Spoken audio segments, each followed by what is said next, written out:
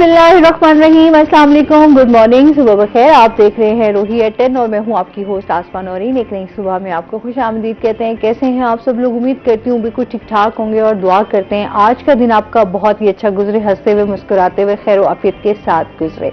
Monday का दिन है, आपको पता है कि मंडे के दिन जब हम वीकेंड के बाद आते हैं तो एक नई सोच होती है, एक नया टॉपिक होता है, हमारे साथ गेस्ट मौजूद होते हैं, उनके साथ जो हमारे रोजमर्रा के इस टाइम मसाइल चल रहे हैं उनको हम डिस्कस करते हैं। इस टाइम सबसे पहले अगर हम मौसम की बात कर लें तो सबसे पहले आपको पता है कि स्मोक जो है वो इस टाइम हमारे लिए बहुत ज्यादा खतरनाक है।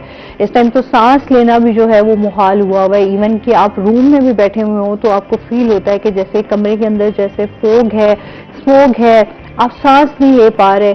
तो स्पेशली जिनको सांस की बीमारी है, जिनको जो है दमे के हवाले से बहुत सारे मसाइल हैं, उन मरीजों को जो है वो बहुत सारी मुश्किलात का सामना करना पड़ रहा है। हम देख रहे हैं कि हॉस्पिटल्स जो है वो हमारे दोबारा से भर गए हैं। जिस तरीके से कोरोना के हवाले से हमने देखा था कि कोरोना एक खतरनाक है, उसी तरीके से स्मोक के हवाले से भी सेम यही आ रहा है कि ये कोरोना से भी ज्यादा खतरनाक है। तो लिहाजा इस मौसम में जो है अपनी सेहत का बहुत ज्यादा ख्याल रखें जितना हो सकता है। एक तो गर्म पानी का इस्तेमाल लाजमी करें, साथ साथ जो है वो आपने अपने मास्क का भी इस्तेमाल करना है।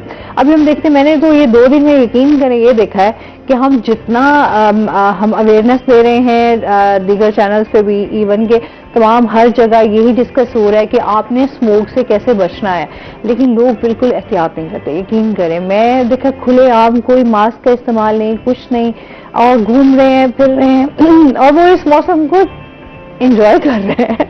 तो लिहाजा ये बड़ा जरूरी है कि आप की सेहत जो है वो ज्यादा सबसे इम्पोर्टेंट है। हम अपनी सेहत को हमेशा जो है ना वो सेकंड ऑप्शन रखते हैं, हमारी कोई प्रायोरिटी में सब कभी सेहत नहीं होती। जब बहुत ज्यादा बीमार हो जाते हैं, जब हम कहते हैं यानी अब एंड हो गई है, फिर हम हॉस्पिटल्स की तरफ भी भागते हैं, डॉक्टर्स की तरफ भी भागते हैं। तो क्यों ना फिर इलाज से पहले एहतियात जरूरी है, तो एहतियात लाजमी करें।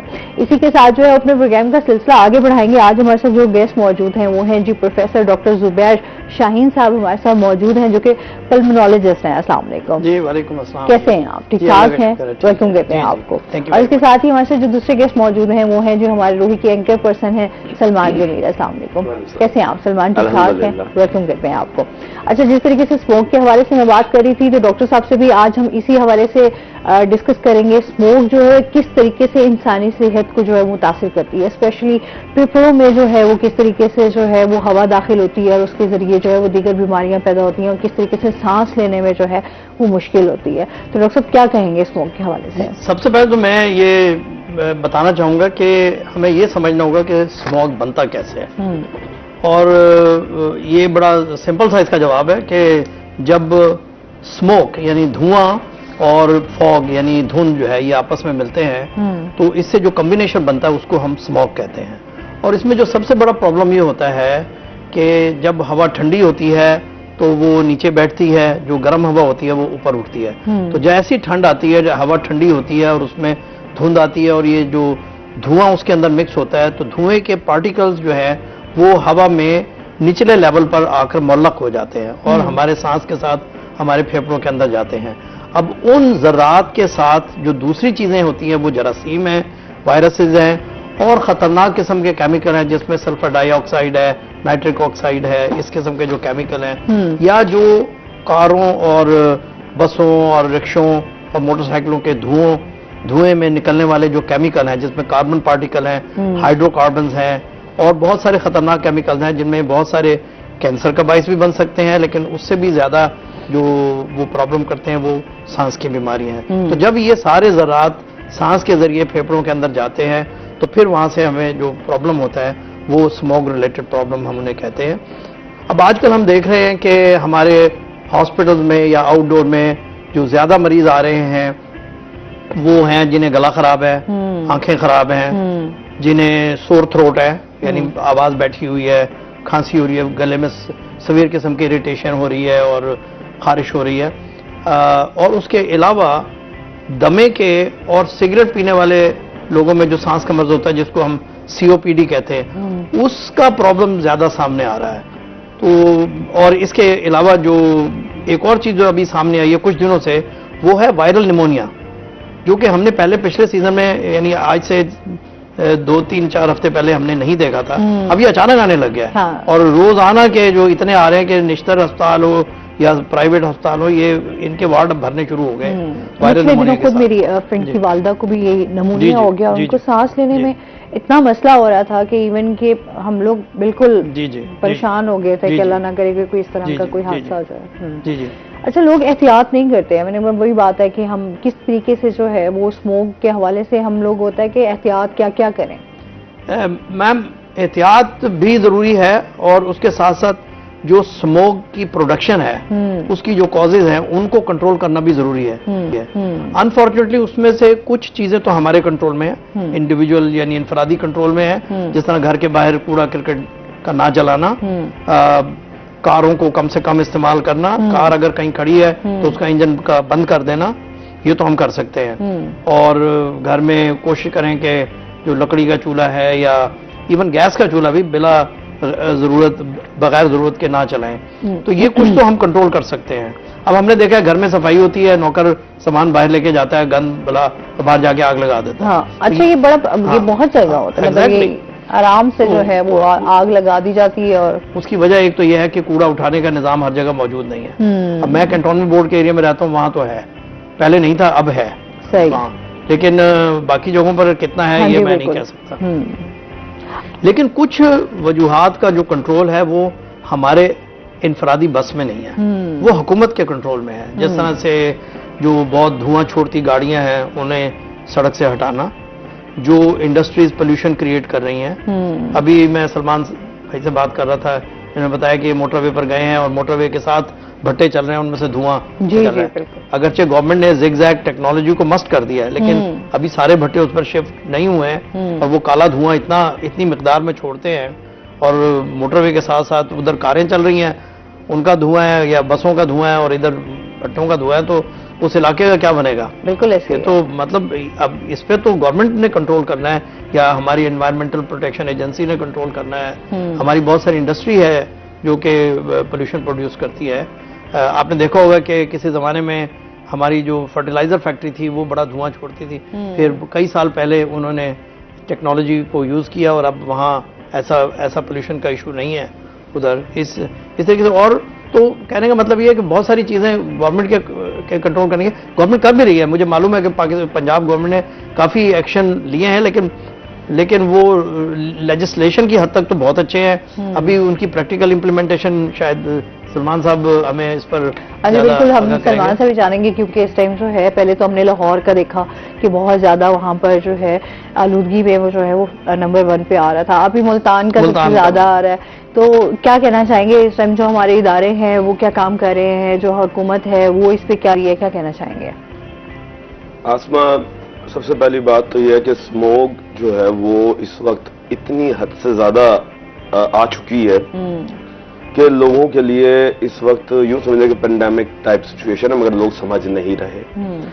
वो इसलिए कि हम बचपन से देखते आ रहे हैं कि फोग इसी तरीके से ही होती थी, जिसे हम धुंध कहते हैं।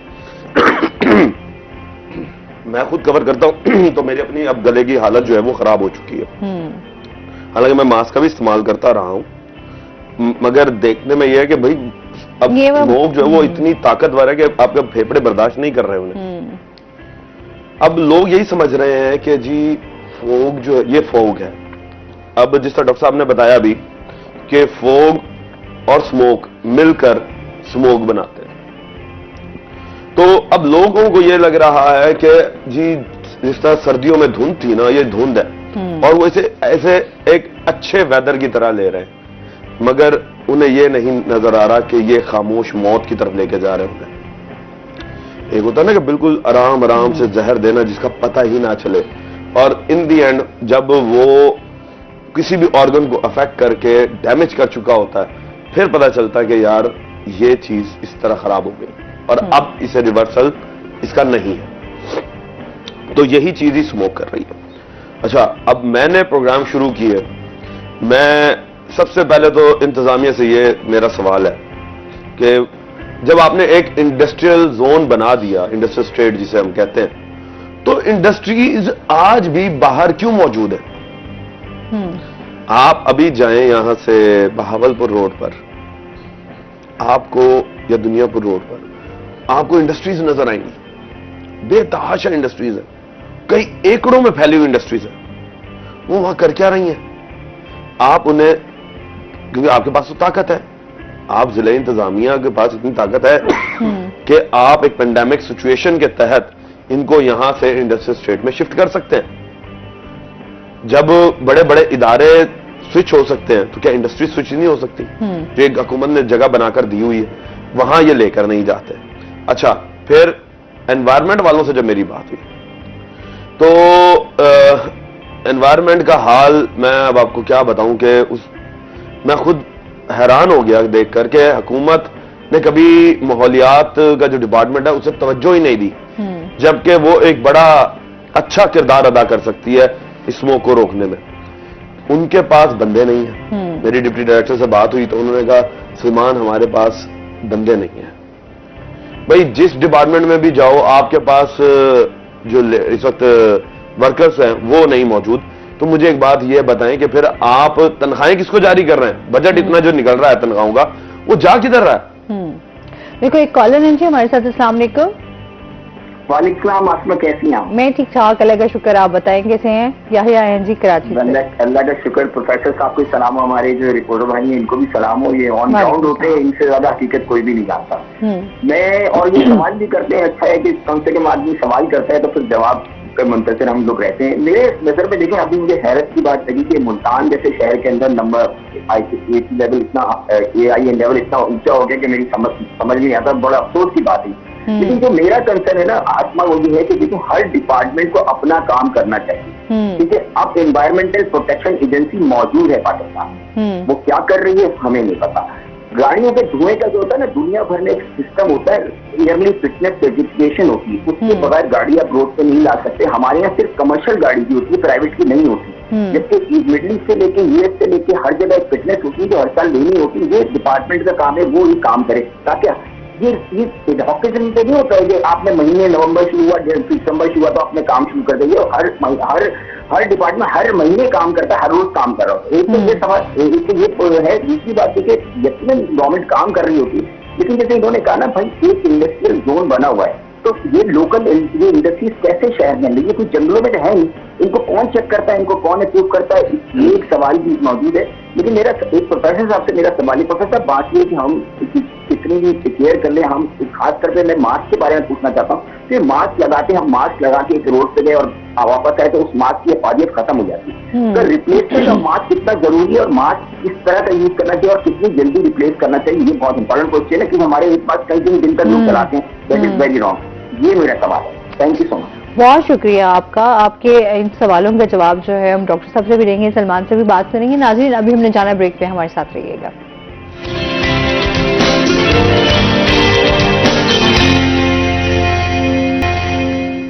वेलकम बैक नाज़रीन। अच्छा जी, कॉलर थी हमारे साथ याहिया और उनके सवाल बड़े अच्छे सवाल थे। मैंने खुद भी ये सवाल इनसे आज डॉक्टर साहब से करने थे, क्योंकि हमारे यहाँ मास्क का इस्तेमाल जो है ना वो बार बार किया जाता है और मास्क भी ऐसे होते हैं जो बस जी आपको पता ही है और हमें भी पता ही है।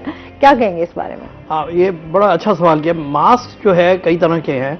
जो सबसे सस्ता और आम मास्क जो आप अस्पतालों में भी लोगों को लगाए देखते हैं या सड़कों पे भी, जो आम मास्क है जो 3-4 रुपए का आता है, वो mask actually single day use का मास्क है। लेकिन अगर आप उसकी फिट देखें चेहरे पर, वो पूरी तरह से फिट नहीं होता। उसके साइड से भी हवा जाती है, ऊपर से भी हवा जाती है और वो आपको पूरी तरह से प्रोटेक्शन नहीं करता। लेकिन वो प्रोटेक्शन जरूर देता है, किसी हद तक देता है, मुकम्मल नहीं देता। उसके मुकाबले में जो N95 मास्क है जो कि चेहरे पे बिल्कुल अच्छी तरह से फिट भी आ जाता है और इसके अलावा उसकी प्रोटेक्शन लेवल बहुत अच्छा है। लेकिन उसको मुस्तकिल लगाना बड़ा मुश्किल है, क्योंकि उसे जिस आदमी का सांस नॉर्मल भी हो वो भी कुछ देर लगाने के बाद उसे उलझन शुरू हो जाती है सांस लेने में।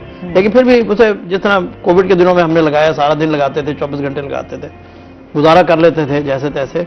लेकिन वो मास्क एक तो महंगा है, कोई अफोर्ड नहीं कर सकता। 400-500 रुपए का एक मास्क आता है और उसको हर 10-12 दिन के बाद चेंज करना पड़ता है। ये है उसका जो है।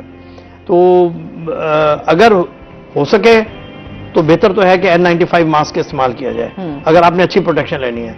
लेकिन उससे भी बेहतर है, जिस तरह सलमान साहब ने फरमाया कि लोगों को अवॉइड करना चाहिए आउटडोर को, जितना एक्टिविटी को कम। मैंने तो इन 2 दिनों कर। में यही देखा है हाँ। कि मतलब आप लोग निकले हुए हैं हाँ। बाहर, गैदरिंग्स, खैर शादियों का सीजन भी है, और मतलब इस हवाले से मैं अभी आया हूं तो रास्ते में नाश्ते की दुकानों पर इतना रश लगा था जैसे मुफ्त बट रहा है, इतना रश था। ऐसे ही है। और हर तरफ धुंध फैली हुई है, हर तरफ स्मॉग है। और फिर वीकेंड हो ना, लोग समझते हैं कि भाई जाहिर सी बात है फैमिली, उन फैमिलीज को, बच्चों को भी साथ लेके बाहर मंडे मॉर्निंग और और कमाल था, और सड़क पे ट्रैफिक भी उसी तरह से चल रही है, लोग भी पैदल चल रहे हैं। तो देखिए, एक तो चीज है अवॉइड करना तो सबसे बेहतर है, उसके बाद मास्क का इस्तेमाल करना जरूरी है आउटडोर में, और मास्क अगर अच्छा हो तो बेहतर है, लेकिन ये आपकी अफोर्डेबिलिटी पर है और आपकी जो है आपके फैसले पर है कि आप अपने आप को सेहतमंद बहुत सारे रखना मैं ये चाहते भी हैं या क्वेश्चन नहीं। करना चाहूंगी, मास्क हम लगाते तो हैं, जाहिर सी बात है जब सांस ले रहे होते हैं तो वापस सांस भी तो आपका जो है दोबारा से वही नहीं या इस असल तरीके से भी तो में कुछ- असल में उसने जो डस्ट पार्टिकल को फिल्टर करना होता है, ठीक है। असल वो है, और बाकी चीज का मतलब आपका प्रॉब्लम सांस नहीं के है। लिए नहीं, आप- नहीं। ठीक। लेकिन जिन लोगों को सांस की बीमारियां हैं उनके लिए मास्क लगाना इतना आसान नहीं है, उन्हें जो है सांस में सफोकेशन जो है, दम घुटना जरा हाँ। उनका बढ़ जाता है। तो जिनको ज्यादा अस्थमा है, ज्यादा सिगरेट पीने वाले हैं जिससे उन्हें दमा है। और एक और जो बात बिल्कुल मैं कहना चाहूंगा बहुत वाज़ेह तौर पर, कि खुदा के लिए जो लोग हुक्का सिगरेट पीते हैं वो छोड़ दें, और खासतौर पर इस मौसम के लिहाज से एक इनिशिएटिव लें कि एक अपॉर्चुनिटी है कि इस चीज को छोड़ने की, क्योंकि एक धुआं बाहर है और एक धुआं एक वो आप- और ले जा रहे बिल्कुल हैं, ऐसे तो ही। उनके तो फेफड़ों को तो अल्लाह ही बचाएगा तो बचेगा, तो वरना प्रॉब्लम होगा। ये जितने भी सुन रहे हैं ना जी, जी।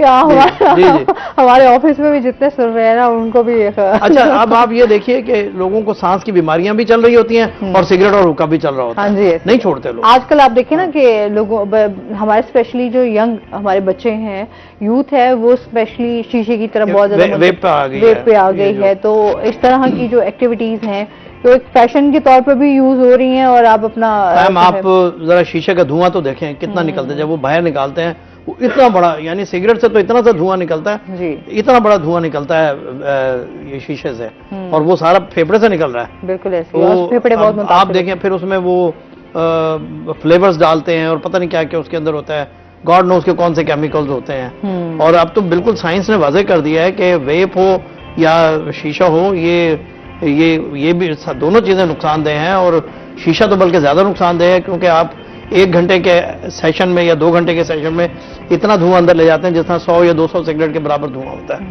तो ये तो बहुत ही ज्यादा है, तो इससे तो बिल्कुल बचना जरूरी है। और हमें एक और चीज जो बड़ी इंपॉर्टेंट है जो कि कम होती जा रही है वो है पेरेंटल कंट्रोल। पेरेंटल कंट्रोल होना चाहिए, क्योंकि यंग स्कूल के बच्चे हैं, अब ये शुरू हो जाते हैं और फिर कॉलेज में जाकर और बढ़ जाता है, और उसके बाद वो उनकी आदत बन जाती है, तो इसे जरूर कंट्रोल करना चाहिए। बिल्कुल ऐसे ही है। अच्छा, इसके साथ ही सलमान जी भी जान रहे थे वो कि हमारे यहाँ जो है वो स्मोक के तो बहुत सारे मसाइल हैं, और इस हवाले से कि हमारी हुकूमत जो है वो बुरे तरीके से नाकाम हो रही है कंट्रोल करने में। मैं आपको यही बता रहा था कि जब कॉलर याहिया भाई की जब कॉल आई थी उससे पहले कि एनवायरमेंटल डिपार्टमेंट जो माहौलियाती डिपार्टमेंट हमारा बना हुआ उसके पास बन्नों का फुकदान है, उसके पास इतनी मैन फोर्स नहीं है कि वो जाकर क्रैकडाउन्स कर सके। फिर दूसरी चीज ये मैंने वहां देखी कि वो बेचारे इतने बेबस नजर आए कि वो मदद मांग रहे हैं कि जिला इंतजामिया से कि जी हमें फोर्स दी जाए कोई और, जैसे सिविल डिफेंस है उसकी वो मांग रहे होते हैं मदद। फिर प्लस वो मांग रहे थे मदद सीपीओ से कि जी पुलिस, मकामी पुलिस की भी दें, क्योंकि आपको रेजिस्टेंस भी मिलती है जब आप किसी के प्राइवेट सेक्टर पर जाते हैं ना, तो कुछ ऐसे अनासर भी मौजूद है हमारे यहाँ पे माशाल्लाह से कि वो गलत काम करने को फखर समझते हैं। ऐसे ही है। और जब आप उनको रोकने जाते हैं तो वो फिर आगे से उस चीज को भी फखर समझते हैं, रेजिस्टेंस को, कि हम हुकूमत के रिट को चैलेंज कर रहे हैं। तो ये वाजे मैं उनको बता दूं कि हुकूमत के साथ आप नहीं लड़ सकते, ये तो भूल जाए कि हुकूमत से कोई भी इंसान नहीं लड़ सकता, क्योंकि स्टेट सबसे ज्यादा ताकतवर होती है। हां, स्टेट में मौजूद काली भेड़ें जो है ना वो स्टेट को कमजोर करती हैं। हुकूमत जो है वो अपनी इन काली भेड़ों को देखे। अब माहौलियाती आलूदगी के अंदर जो अनासर पैदा कर रहे थे सबसे ज्यादा वो थी फैक्ट्री है। मैं बहावलपुर बाईपास पर जब प्रोग्राम करने गया तो वहां पर कुछ ऑयल मिल्स देखी, कुछ फीड मिल्स देखी। उन्होंने इतने धुएं छोड़ना शुरू किए हुए थे आसमां के मैं हैरान था। अच्छा, दिन के वक्त मुझे नजर नहीं आई वो चलती हुई। इन्होंने नया काम क्या शुरू किया हुआ है, रात के औकात में चलाना शुरू कर दी फैक्ट्रियां। यार आप अगर मुझे एक बात बताएं, आप माशाल्लाह से अरबोपति लोग हैं, अल्लाह आपको और दे जी, वो क्योंकि आप कारोबार कर रहे हैं, अल्लाह पाक ने आपको दिया नवाजा है, आप और कमाएं। मगर खुदारा ये जो स्मोक का सीजन चल रहा है, अगर इसमें आप कुछ दिन अपनी फैक्ट्री बंद कर देंगे आपको फर्क नहीं पड़ेगा। आप यूं समझ लीजिएगा कि 1 महीने की अल्लाह के नाम पर खैरात कर रहे हैं आप। यार आप अगर फैक्ट्री बंद करते हैं, माहौल साफ होता है, वो भी आपके सदके में आती है। इस चीज को भी जरा समझे, ये जितने मालिकान हैं। हाँ, लेकिन वही बात है ना कि यहाँ हमारे अपने हिस्से की जो जिम्मेदारियां हैं हम तो उसको भी भूले हुए हैं। अब कितनी गाड़ियां, जिस तरह सर भी बात कर रहे थे कि हम लोग स्पेशली सुबह के टाइम आप खुद भी देखते होंगे कितनी गाड़ियां इस तरह की हैं जिनकी मेंटेनेंस नहीं हुई होती, और वो इस तरह से बेशुमार धुआं जो है वो छोड़े, चाहे हमारे रिक्शा हैं, चाहे हमारे जो है स्पेशली हम देखते हैं कि चिंची रिक्शा जो है वो चल रहे हैं, उनके धुएं की वजह से जो गाड़ियां खराब है। वीडा बसेज हैं, आपको पता है हमारे वीडा बसेज सबसे ज्यादा माहौल को खराब कर रही है। वो खुद हुकूमत की, मैंने अभी क्या बताया कि हुकूमत चाहे तो सब कुछ कर सकती है अगर अपनी काली भेड़ों को कंट्रोल में कर ले। वो उन्हें यह नजर आ जाए, सजा जजा का कानून अगर हुकूमत में आ जाए ना, इंतजामिया में आ जाए, तो फिर तो जबरदस्त है। इंतजामिया के अंदर वो लोग बैठे हुए हैं कि उनका एहतसाब करने के लिए भी वो खुद ही बैठे हुए हैं। अच्छा, फिर ग्रीनरी उस तरीके से नहीं है, हमारे दरख्त काटे जा रहे हैं, जिसका माहौल हमारे क्या है, बहुत बड़ी बड़ी कॉलोनियां बनाई जा रही हैं। हाँ, अब वो वाली सांस जाहिर सी बात है, प्योर आपको खालिश हवा तो मिल नहीं सकती जिसमें आप कहें कि आराम से आप सांस ले सकें और आपको कोई मसला नहीं होगा। हमारे यहाँ तो ये चीजें भी कितनी मुतासिर कर रही हैं। कहते हैं कि दरख्त लगाएं, यहाँ पर मुरब्बों के हिसाब से दरख्त काटे गए हैं और माहौलियात पे डेफिनेटली फर्क पड़ेगा। मुल्तान नंबर 1 कैसे आ गया, छोटा शहर है और शहरों के लाहौर कराची के मुकाबले में, और नंबर 1 पर आया हुआ है। तो या कल नंबर 2 पर था, परसों नंबर 1 पर था, तो परसों सर पूरी दुनिया में नंबर 1 पर था। सर आपने जिस तरह सलमान साहब ने फरमाया कि ये जो फैक्ट्री मालकान जो है कोई खैरात के तौर पर इसे कुछ करें, लेकिन उनको ये नहीं भूलना चाहिए कि उनकी निकाली हुई पॉल्यूशन से वो खुद भी मुतासर हो सकते हैं, उनके घर वाले भी मुतासर होंगे, उनके रिश्तेदार दोस्त अहबाब भी मुतासर होंगे। तो वो ये ना समझे कि वो अगर कमरे में बैठे हुए तो वो बचे हुए हैं।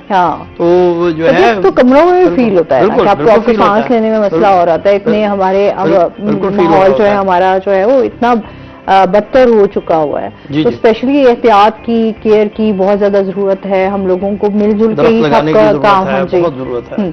अच्छा सर, हम जब जो स्पेशली अस्थमा के जो पेशेंट होते हैं उनके हवाले से मैं बात करूंगी। नाज़रीन, अभी हमने जाना ब्रेक पे, हमारे साथ रहिएगा।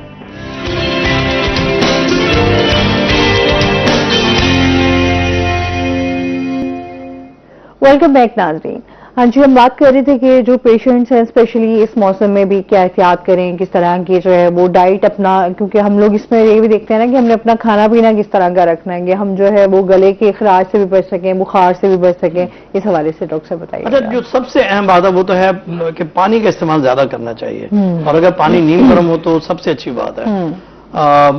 हाइड्रेशन रखेंगे तो सांस की नालियों के अंदर भी हाइड्रेशन अच्छी होगी, तो वो जो भी डस्ट या स्मोक के जो जर्रात है वो अंदर जाएंगे तो वो पानी में कैच हो जाएंगे और फिर तो वो खांसी के जरिए बाहर आ जाएंगे। तो हाइड्रेशन का रखना बहुत ज़रूरी है। पानी एक्स्ट्रा पिएं, नीम गर्म पानी बहुत अच्छा है। और अगर किसी का गला ख़राब है या गले में सोजिश है तो उसके लिए ना सिर्फ पानी पिए, बल्कि अगर हो सके तो पानी के अंदर एक डिस्प्रिन की गोली मिलाकर उससे गरारे और कुल्ली कर ले, तो वो भी गले के लिए बहुत अच्छा है। जो बात आपने पहले अस्थमा के हवाले से की है वो उसमें जो सबसे अहम बात है वो ये है कि अपनी दमे की जो भी दवाएं डॉक्टर साहब ने आपको प्रिस्क्राइब की हैं उनको आप ना छोड़ें, उनको लें, बल्कि जो आपके इनहेलर वाली जो दवाई है उसकी डोज को आप डबल कर सकते हैं, सेफली आप डबल कर सकते हैं। अगर आपको लगे कि आपका सांस खराब हो रहा है या खांसी ज्यादा हो रही है तो आप उसको 1 पफ सुबह शाम की बजाय आप 2 पफ सुबह शाम कर दें। अगर कोई साहब 2 पफ सुबह शाम ले लें तो उसे 4 पफ सुबह 4 शाम कर सकते हैं, और जब ठीक हो जाए तो दोबारा अपनी पुरानी वाली डोज पर आ जाए। तो ये तो किया जा सकता है। और जो लोग ऐसा काम में इन्वॉल्व हैं जिसमें धुआं मिट्टी है, जिस तरह हमारी खवातीन है घर में, वो हर वक्त चूल्हे के आगे 3 दफा उन्होंने जाना है और खाना पकाना है। बहुत सारे लोग लकड़ियां जलाते हैं, कुछ लोग गैस के चूल्हे इस्तेमाल करते हैं, लेकिन धुआं तो फिर भी बनता है। हाँ तो उन्हें चाहिए कि अगर उनकी तबीयत खराब है तो जरा इससे अवॉइड कर लें। और जो लोग सिगरेट पी रहे हैं वो सिगरेट को रोक दें, जो हुक्का पी रहे हैं वो हुक्के को रोक दें, और बाहर कम निकलें। तो घर के अंदर रहें जब तक के उनकी तबीयत ठीक ना हो जाए, और बाहर निकले तो फिर मास्क लगाकर जो है बाहर निकले। तो ये चंद एहतियाती तदाबीर है जिससे कि बहुत बचत हो सकती है। और इसके बाद अगर किसी को अटैक ज्यादा हो रहा है तो फिर फौरन डॉक्टर से मशवरा करें। सही। अच्छा सर, सेल्फ मेडिकेशन में भी लोग बड़े खुद से आ जाते हैं। अच्छा क्या ठीक है, ओवर द काउंटर दवाएं मिलती हैं, आप ले सकते हैं। Over the counter cough syrup हैं, ओवर द काउंटर जिस तरह से एलर्जी की दवाएं हैं, आप ले सकते हैं, वो पूरी दुनिया में है। ठीक है, देखें, लेकिन ओवर द काउंटर स्टेरॉइड्स नहीं है। लेकिन मिल तो जाते हैं पाकिस्तान में, लेकिन इस किस्म की दवाएं नहीं।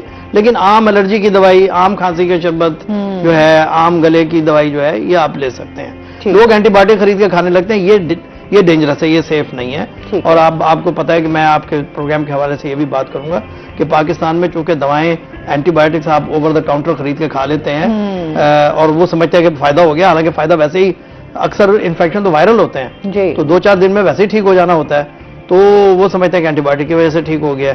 हालांकि सिंपल एंटी एलर्जी, नीम गर्म पानी, डिस्प्रिन के गरारे ये करें और पानी का जरा ज्यादा इस्तेमाल करें तो वैसे ठीक हो जाते हैं। अच्छा डॉक्टर साहब, सॉरी, मैं जो बात करना चाहता हूँ वो ये था कि एंटीबायोटिक के ज्यादा इस तरह के इस्तेमाल से पाकिस्तान में एंटीबायोटिक के खिलाफ जरासीम ने रेजिस्टेंस पैदा कर ली है, और ये एक बहुत गंभीर मसला है। तो इसके लिए हमें एक दूसरे की हेल्प करनी चाहिए। अच्छा सर, बहुत सारे डॉक्टर्स जो हैं, माजरत के साथ ये मैं बात लाजमी आपसे पूछना भी चाहूंगी कि जब भी जैसे जुकाम हो गया है, जैसे वायरल आपको इन्फेक्शन हो गया है, तो हम जब भी डॉक्टर के पास जाते हैं तो एक एंटीबायोटिक नहीं होती, 3 से 4 एंटीबायोटिक आपके साथ हैं। वो गलत है, चाहे मरीज करे चाहे डॉक्टर करे, जो गलत है वो गलत है।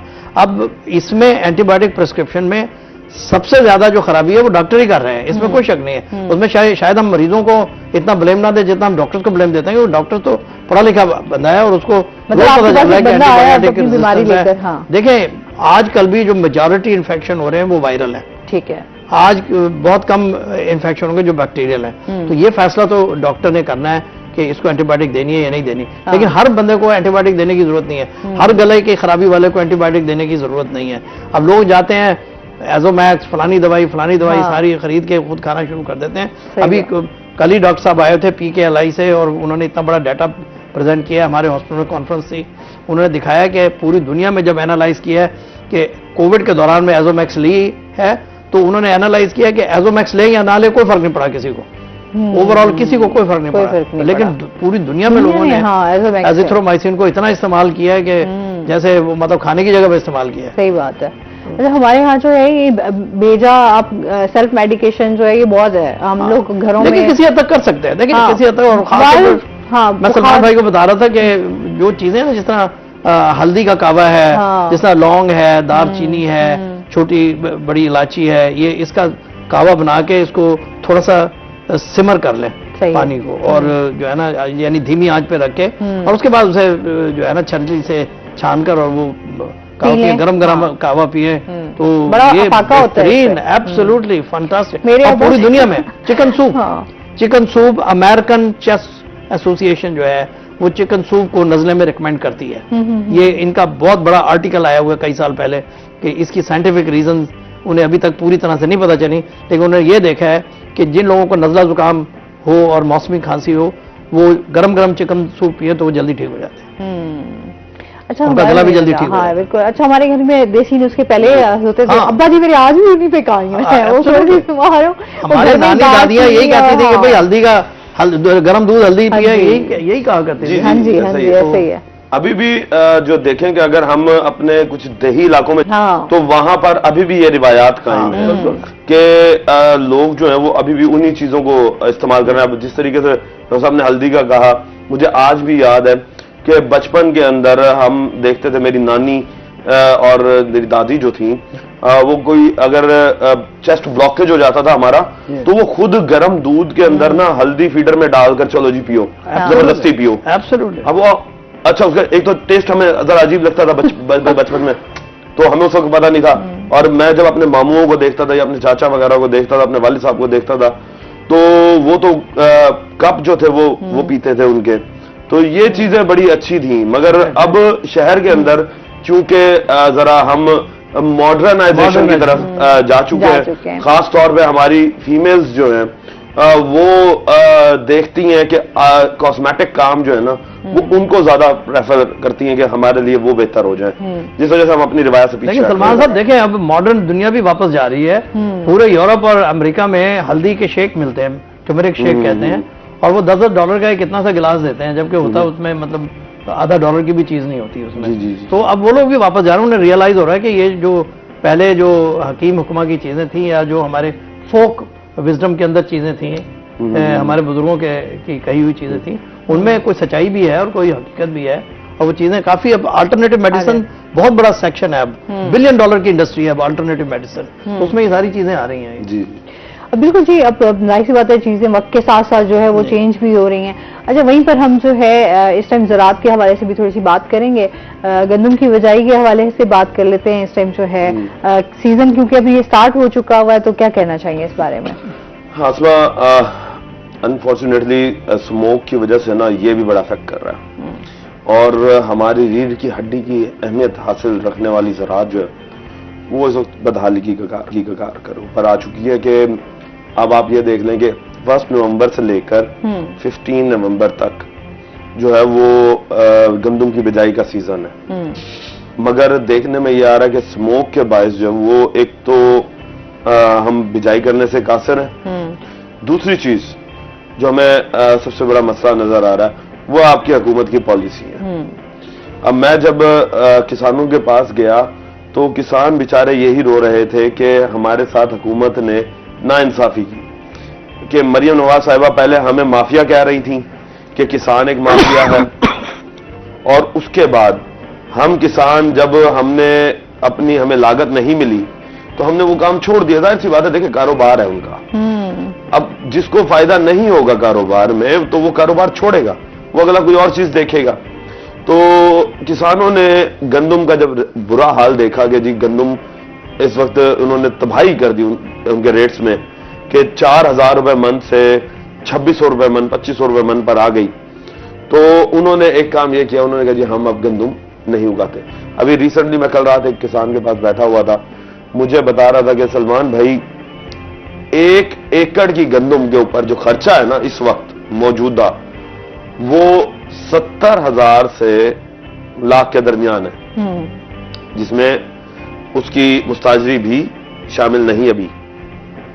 तो अच्छी गंदम अगर उगानी है तो वो ये मुझे बता रहा था, कहता है जी कि अगर हमें ना हुकूमत ये लालच ना दे, पहले हमें माफिया कहती थी, अब हमें वो लालच दे रही है कि जी ये ट्रैक्टर स्कीम ले लें, आप ये किसान कार्ड ले लें, आप फलानी चीज कर लें, आप फलानी चीज कर लें, तो हम आपको बेनिफिट्स दे रहे हैं। वो किसान मांग रहा है कि अगर ये स्कीमें देने से बेहतर है आप हमारी गंदम का रेट ही सेट कर दें। फिर लास्ट टाइम भी तो हमने यही देखा ना कि गंदम की वजह से कितने किसानों को मुश्किलात का सामना करना पड़ा, रेट जो है वो खुदकुशियां की हैं लोगों ने। अगर खाद बेचने वाला अपनी मर्जी से खाद की कीमत बढ़ा सकता है, पेट्रोल वाला पेट्रोल की कीमत बढ़ सकती है, बिजली की कीमत बढ़ सकती है, और गंदम का रेट आप सही नहीं देंगे, आपने तो किसान को डेथ सेंटेंस दे दिया। और ये तो देखिए एक बहुत बड़ी साइंस थी कि दुनिया में फैमिन कहत क्यों आते हैं, उसकी सबसे बड़ी वजह जो निकाली गई वो बांग्लादेश के मौजूदा प्राइम मिनिस्टर ने अपने पीएचडी के थीसिस में लिखा था कि दुनिया के तमाम फैमिन को उन्होंने स्टडी करके ये बताया कि ये ह्यूमन मिसमैनेजमेंट की वजह से आती है, ये जिसे हम कुदरती आफात कहते हैं ये उसकी वजह से नहीं आती। ह्यूमन मिसमैनेजमेंट यही है कि आप किसान को गंदम के पैसे नहीं देंगे, वो मर जाएगा, वो खुदकुशी करेगा, वो अगले साल गंदम नहीं बोएगा तो पाकिस्तान में कहत नहीं आएगा, तो और क्या होगा? ऐसे ही है, बिल्कुल ऐसे ही। ये तो बहुत बड़ी ज्यादती की है गवर्नमेंट ने। इस पर मजीद भी बात करेंगे नाज़रीन, अभी हमने जाना ब्रेक पे, हमारे साथ रहिएगा।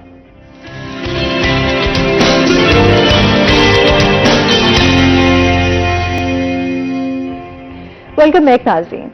जी हम डॉक्टर साहब से ये भी जानेंगे, डॉक्टर साहब स्पेशली जिस तरीके से अगर फेफड़ों का अगर कोई मसला हो जाता है तो फेफड़ों का जो है किस तरीके से हम ये इस हवाले से भी बताइएगा, जिनको फेफड़ों में पानी भर जाता है उनको वो क्या वजूहात है और उसमें जो है पेशेंट्स को क्या करना चाहिए? देखिए पेशेंट को तो डॉक्टर के पास ही जाना चाहिए क्योंकि पेशेंट खुद कुछ नहीं कर सकता अगर फेफड़ों में पानी भर जाता है। अब फेफड़ों में पानी भरना बजाते खुद बीमारी नहीं बल्कि कई बीमारियों की वजह से हो सकता है, उसमें दिल की बीमारियां भी हैं, सांस की बीमारियां भी है, फेफड़ों की बीमारियां भी हैं, तो ये तो डायग्नोज करना सबसे पहले कि ये किस वजह से है, फिर उस पानी को टेस्ट करना अगर जरूरत है। मिसाल के तौर पर अगर किसी के फेफड़े में पानी दिल की वजह से है तो उसको निकालने की जरूरत नहीं है, वो पेशाब और दवाओं से निकल सकता है और उसे निकाल के टेस्ट करने की जरूरत नहीं है। लेकिन अगर किसी को नमूनिया की वजह से या कैंसर की वजह से, फेफड़ों के कैंसर की वजह से पानी है, तो नमूनिया की वजह से भी जी, नमूनिया की वजह से तो बहुत खौफनाक किस्म का पानी आ सकता है। अच्छा, तो उसको निकालना भी जरूरी होता है, ताकि एक कतरा भी अंदर रह जाएगा तो वो जरासीम वाला पानी है तो वो तो तंग करेगा, तो उसको निकालना भी जरूरी है और उसको टेस्ट करना भी जरूरी है, उसका कल्चर कराना भी जरूरी है और उसके मुताबिक एंटीबायोटिक्स देना जरूरी है। ये सारे काम करने पड़ते हैं और उसके लिए हो सकता है 2-3 दिन के लिए मरीज को दाखिल भी होने की जरूरत होती है। तो ये है, लेकिन ये है कि पानी, फेफड़ों में पानी का आ जाना एक मामूली चीज नहीं है, ये काफी अब मर्ज की शिद्दत को जाहिर करता है कि शदीद लेवल का मर्ज है, क्योंकि हमारे एहतियात नहीं करते और चीजें अंदर आपको पता भी नहीं चलता सर। सिम्टम्स जो हैं वो जाहिर सी बात है, हर चीज एहतियात से तो नहीं दूर हो सकती, लेकिन एहतियात करने से हम एक अच्छी सेहतमंद जिंदगी गुजार सकते हैं। लेकिन बहुत सारे सेहतमंद लोगों को भी प्रॉब्लम हो सकता है, तो उसका हल यही है कि अगर तो आम नजला जुकाम खांसी 2-3 दिन का बुखार है, जिसम में दर्द हैं, ये वायरल इन्फेक्शन की अलामत होती हैं, तो उसके लिए सिंपली पैरासीटामोल की 1 या 2 गोली हर 6 घंटे बाद, 8 घंटे बाद लें, आराम करें, पानी खूब पिएं, चिकन सूप लें, कावा लें, इस किस्म की चीजें लें तो इंशाल्लाह वो ठीक हो जाता है। अगर इससे ज्यादा प्रॉब्लम है तो फिर डॉक्टर से रिव्यू करें, फिर वो डॉक्टर देखेगा कि क्या मसला है। म्यूकस भी तो आ जाता है, म्यूकस तो ये जो पार्टिकल्स होते हैं यही जब एकोमुलेट ज्यादा हो जाता है तो तब भी निमोनिया जो है वो, उसी के लिए हाइड्रेशन उसी लिए कह रहे हैं ना कि अगर आपने पानी अच्छा पिया होगा तो वो आसानी से निकल आएगा। देखिए खांसी जो है वो अल्लाह ताला ने हमारी प्रोटेक्शन के लिए बनाई है। सही कि जब हम अंदर रतूबतें ज्यादा हो जाती हैं, हम खांसते हैं, हम बाहर निकाल देते हैं, ये तो एक प्रोटेक्शन का मैकेनिज्म है सर। लेकिन जब बीमारी में ज्यादा हो जाए तो फिर वो बीमारी के अलावा खुश खांसी होती है और एक गीली खांसी होती है, इनमें क्या फर्क होता है? जो खुश खांसी होती है यूजुअली एलर्जी से और वायरसेस से होती है। जो गीली खांसी होती है वो यूजुअली जो है दमे से या सिगरेट पीने वालों को या निमोनिया वालों को या जिन्हें चेस्ट इन्फेक्शन होता है, जरासीम का इन्फेक्शन होता है, उसकी वजह से। खास तौर पे पीला हरा बलगम जो है वो ये अलामत जाहिर करता है कि ये जरासीम वाला बलगम है और खांसी है। और जो खुश खांसी होती है या जिसमें सफेद बलगम आता है, झाग की तरह का सफेद बलगम आता है, वो इन्फेक्शन की अलामत नहीं होता। अच्छा। वो यूजुअली एलर्जी की वजह से होता है और उसमें एंटीबायोटिक देने की जरूरत भी नहीं होती। सही, ये बड़ा इंपॉर्टेंट फर्क है। तो ना लोग इसमें भी जो है वो सेम एंटीबायोटिक्स इस्तेमाल कर रहे थे, गले की खराश के लिए भी अगर हो जाए, एलर्जी से भी है तो ये बस ये नहीं कर रहे, इसलिए बजाय डिस्प्रिन के गरारे कर लें और पानी ज्यादा पिए, कावा पिए, चिकन सूप पिए, तो चीजें पैराडोल की गोली लें, पैरासीटामोल की गोली वो लें तो उससे हालात काफी जो है वो बेहतरी आ सकती है। अच्छा, इसके साथ ही जो है हम सलमान से ये भी जानेंगे। सलमान, बहुत सारे हमारे मसाइल हैं हमारे शहर के हवाले से, हमारे डेवलपमेंट के हवाले से। इस टाइम हम देखते हैं सेवरेज का सबसे बड़ा मसला हम आते हैं, आप क्योंकि उसमें प्रोग्राम्स वगैरह भी करते रहते हैं, तो इस टाइम जो है वो हमारे ये मसाइल जो है वो कहाँ तक पहुंचे, इनके हल के लिए क्या इक़दाम किए जा रहे हैं? देखिए जी, इंतजामिया जो है ना वो इस वक्त सेवरेज के मसाइल को तो आप छोड़ देना, वो तो एक अभी इसके ऊपर काम हो रहा है कि आपकी एक पाइपलाइन जो है वो 8 नंबर से डलना शुरू हो रही है, जो कि मेन डिस्पोजल 9 नंबर से उसे जोड़ेगी। तो फिर देखने में ये आएगा कि एक चेन जो है ना डिस्पोजल्स की वो स्टार्ट हो जाएगी, जिससे कनेक्शन जो है वो सारा आपका वेस्ट जो है गटरों का वो एक जगह इकट्ठा हो गया, अकोमुलेट हो गया और वो खत्म करेगा। वो अभी देखना पड़ेगा। मगर दूसरी जानिब हम ये देख रहे हैं कि इंतजामिया जो है वो एक दूसरे के ऊपर ब्लेम्स डालती हुई नजर आ रही है। अब आप देख रहे होंगे कि कुछ मकामात के ऊपर इन्होंने वो पेंट्स कर रहे हैं ये रोड के ऊपर ना फॉर अ ट्रैफिक फ्लो। अब आप ये बताएं कि आपने अवाम को आगाही तो दी नहीं है कि उन जो आप साइंस बना रहे हैं या जो आप पेंट्स कर रहे हैं उसका काम क्या है। आप पेंट्स वगैरह करने में, कागजी कार्रवाइयां करने में मसरूफ हैं, कोई आपने अवेयरनेस सेशन रखे नहीं रखे। सही, वही ना, हमारे मसाइल बहुत सारे हैं जिन पे हम लोग इस हवाले से बात करते हैं कि उस पर गौर करने की बहुत ज्यादा जरूरत भी है। डॉक्टर साहब आपका बहुत शुक्रिया, आप हमारे साथ रहे, और इसके साथ ही सलमान आपका भी बहुत शुक्रिया। नाज़रीन, अभी हमने ब्रेक पे जाना है, जब ब्रेक से वापस आएंगे तो हमारे से कुछ और गेस्ट मौजूद होंगे, हमारे साथ रहिएगा।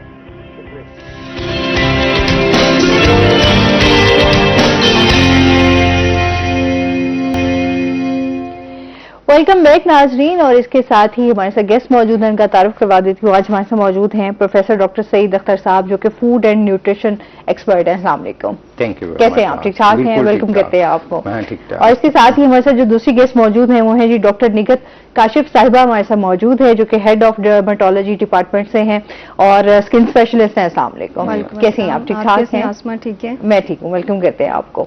अच्छा जी, आज आपको पता है कि डर्मेटोलॉजिस्ट हैं, तो स्किन के हवाले से बात होगी कि किस तरीके से आप अपनी स्किन की केयर कर सकते हैं, किस चीज़ों का ख्याल करना चाहिए। जब भी मौसम चेंज हो रहा होता है तो स्पेशली आपकी स्किन जो है वो सबसे ज्यादा मुतासिर होती है। तो किस तरह से हम अपनी स्किन केयर कर सकते हैं।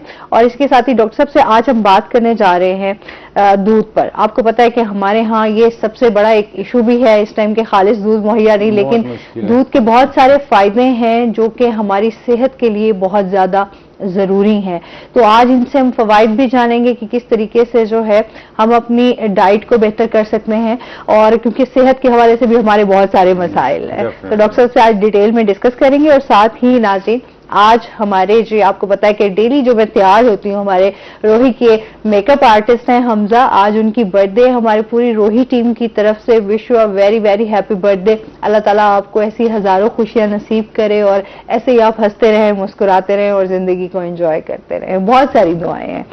अच्छा जी, डॉक्टर साहब से सबसे पहले तो बात करते हैं। डॉक्टर साहब, मिल्क के हवाले से बात कर लेते हैं, किस तरह से इसकी अहमियत और किस तरीके से हमारे लिए जरूरी है। बिस्मिल्लाहिर्रहमानिर्रहीम। सबसे पहले तो मैं रोही का मशकूर हूँ कि उन्होंने इतने अहम मौजू पे बात करने के लिए बुलाया, क्योंकि आम आदमी तक इस तरह की इंफॉर्मेशन पहुँचती नहीं है और ग़िज़ा की अहमियत के बारे में उनका इदराक और फ़हम जो है इतना अच्छा नहीं होता, जिसके लिए खुराक का इंतखाब जो है वो उनके लिए बहुत ज़रूरी है। दूध हमारे ग़िज़ाओं में एक ऐसी ग़िज़ा है जिसके अंदर अगर हम कहते हैं कि अगर हम अंडा और दूध लेते हैं, ये पुराना एक मिथ भी है या एक इसमें फैक्ट भी है, तो हमारी तमाम ग़िज़ाई ज़रूरियात पूरी हो जाती हैं। हालांकि ऐसा नहीं है। एज अ फूड टेक्नोलॉजिस्ट और न्यूट्रिशनिस्ट मैं ये समझता हूँ, दूध के बारे में अल्लाह पाक ने इसके अंदर इसकी ग़िज़ाई अहमियत इतनी ज़्यादा है। इसमें कैल्शियम है, इसमें मैग्नीशियम है, इसमें बहुत सारे वाइटामिन्स हैं। इसमें सबसे बड़ी बात यह है कि इसके प्रोटीन बहुत अच्छे हैं, इसमें लैक्टोज है, और इसमें सबसे ज़्यादा ये है कि इसमें तकरीबन 86 से 88% पानी होता है, जो कि आपकी पानी की भी जरूरी है। ये तमाम जो चीजें हैं हमारे जिस्म के लिए बहुत जरूरी हैं। प्रॉब्लम सिर्फ ये है कि हमारे यहाँ इस वक्त ये कल्चर मौजूद नहीं है कि जो दूध हम लेते हैं वो बुनियादी तौर पे उसके फैट कंटेंट बहुत ज्यादा हैं, और अगर नॉर्मल आदमी है तो उसके लिए तो नॉर्मल दूध ठीक है। अगर जो कोई किसी किस्म की किसी डिसऑर्डर में मुब्तला है या कोई प्रॉब्लम है, हार्ट के पेशेंट हैं और, तो उनको दूध में फैट के लेवल्स को कंट्रोल करने की जरूरत है। तो इस हवाले से आप ये देखें कि पूरी दुनिया में जो आपको मिल्क मिलता है वो आप 1% मिल्क फैट ले सकते हैं, 2%, 3%, 4%, आपकी चॉइस की, या जो आपका डॉक्टर आपको बताता है। तो मिल्क का इस्तेमाल जो है कितना करना चाहिए ये डिपेंड करता है कि आपकी अपनी नीड पे भी, लेकिन स्टैंडर्ड कम से कम एक शख्स को डेली 100 ml से एक कप कम से कम दूध लेना चाहिए, क्योंकि ये हमारी जिस्म की बहुत सारी जरूरियात को पूरा करता है। इसमें प्रोटीन अच्छी क्वालिटी के होते हैं, इसमें शुगर अच्छी क्वालिटी की होती है। इसके अलावा इसमें जो वाइटामिन हैं, सबसे बड़ी बात यह है कि इसमें फैट मौजूद है जो कि एनर्जी का एक बहुत अच्छा सोर्स है। तो मैं ये समझता हूं कि ये खास तौर पे ग्रोइंग जो हमारे बच्चे हैं उनके लिए तो इसकी अहमियत और भी ज्यादा है दूध को। और ये हम ऐसा नहीं है कि दूध की अहमियत को सदियों से रिकग्नाइज किया गया है, ये एक दो दिन का किस्सा नहीं है। तो आज भी है ना, बदकिस्मती की बात यह है कि क्या हम ये दूध मिलता नहीं है प्रॉपर तरीके से, साफ दूध मिलता नहीं है। अर्बन एरियाज में तो पर्टिकुलरली ये मैं समझता हूं कि ख्वाब बन चुका है कि आप 100 घर में अगर दूध आता है तो कोई एक खुशकिस्मत घर ऐसा होगा जिससे खालिस दूध आता होगा, वो भी किसी हवाले से। वरना ये गवाले जो हैं, हालांकि पंजाब फूड अथॉरिटी ने इस पे, पंजाब फूड अथॉरिटी बुनियादी तौर पे उनका 90% 90% काम जो है वो दूध की जो है श्योर करना है कि वो उसकी सेफ दूध की सप्लाई हो। 10% वो बाकी चीजों पे शायद फोकस करते हैं। इसके बावजूद भी आप कभी टीवी पे देखते होंगे कि आज 100 या 1000 लीटर दूध को जाया कर दिया गया। तो इस हवाले से मैं ये समझता हूं कि दूध, साफ दूध और जो प्योर और सेफ दूध है, उस जैसी खुराक मेरा ख्याल है कि शायद कोई और हो। वैसे तो अल्लाह पाक ने हर खुराक के अंदर स्पेसिफिक न्यूट्रिएंट्स रखे हुए हैं, और कोई भी एक खुराक जो है आपको सारे न्यूट्रिएंट्स नहीं देती, आपको वैरायटी ऑफ फूड लेनी पड़ती है, और ये यकीनन दूध उसमें इसकी बड़ी कंट्रीब्यूशन है। हाँ, और बड़ी डिटेल के साथ जो है वो इसको बयान किया है। इसी के साथ जो है अच्छा स्किन के लिए भी दूध जो है वो उतना ही इम्पोर्टेंट है। हाँ, उतना ही बहुत सारे पॉइंट्स जो है उसके हाईलाइट कर दिए हैं कि मिल्क और सबसे इम्पोर्टेंट कि वाटर कंटेंट जो हमें चाहिए, हमारी डेली रिक्वायरमेंट है, वो सारा अगर हम मिल्क भी ले रहे हैं तो उसके साथ आपको बाकी न्यूट्रिशन और जो वाटर कंटेंट है वो भी आपको मिल रहा है। तो स्किन के लिए इट्स वेरी इंपॉर्टेंट। अच्छा, जिस तरीके से मौसम चेंज हो रहा है, यानी कि हम देखते हैं स्किन केयर जो है वो बहुत ज्यादा जरूरी है। हम स्किन के हवाले से देखते हैं बहुत सारे प्रॉब्लम्स होना शुरू हो जाते हैं, जैसे ही सर्दियां स्टार्ट हो रही हों या जिस तरीके से अभी जो मौसम है इसमें आपकी स्किन ड्राई होना स्टार्ट हो जाती है, स्किन पे डिफरेंट आजकल तो बहुत सारे मसाइल हैं, रिंकल्स हैं, छाइयां बढ़ रही हैं। अच्छा, ट्रीटमेंट्स भी बहुत सारे आ गए हैं, चलें वो तो हम साथ साथ डिस्कस करते जाएंगे। सबसे पहले क्या कहना चाहेंगे, किस तरीके से अपनी स्किन केयर करनी चाहिए? सबसे पहले तो ये कि वी शुड नो कि हमारी स्किन टाइप क्या है, तभी हम उसकी केयर करेंगे।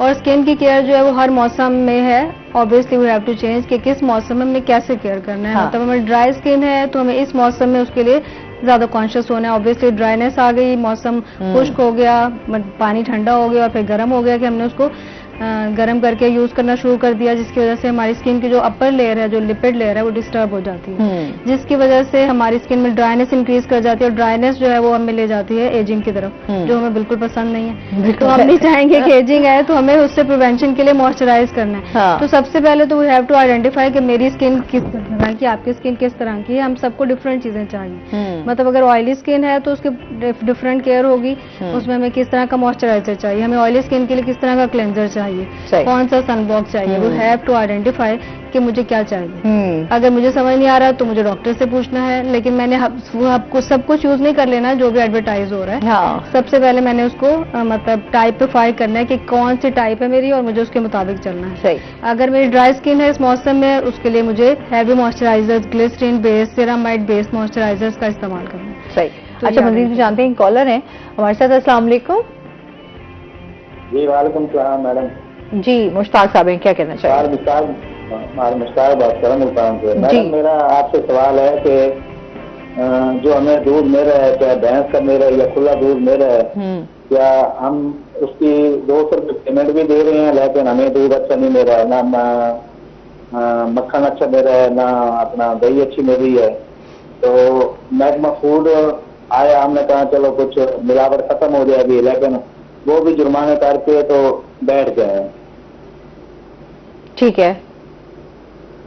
तो कहने का मतलब है कि 200 रुपया आजकल मुल्तान में दूध चाह रहे हैं, 220-40 रुपए दही चाह रही है, लेकिन वो चीज सही नहीं है।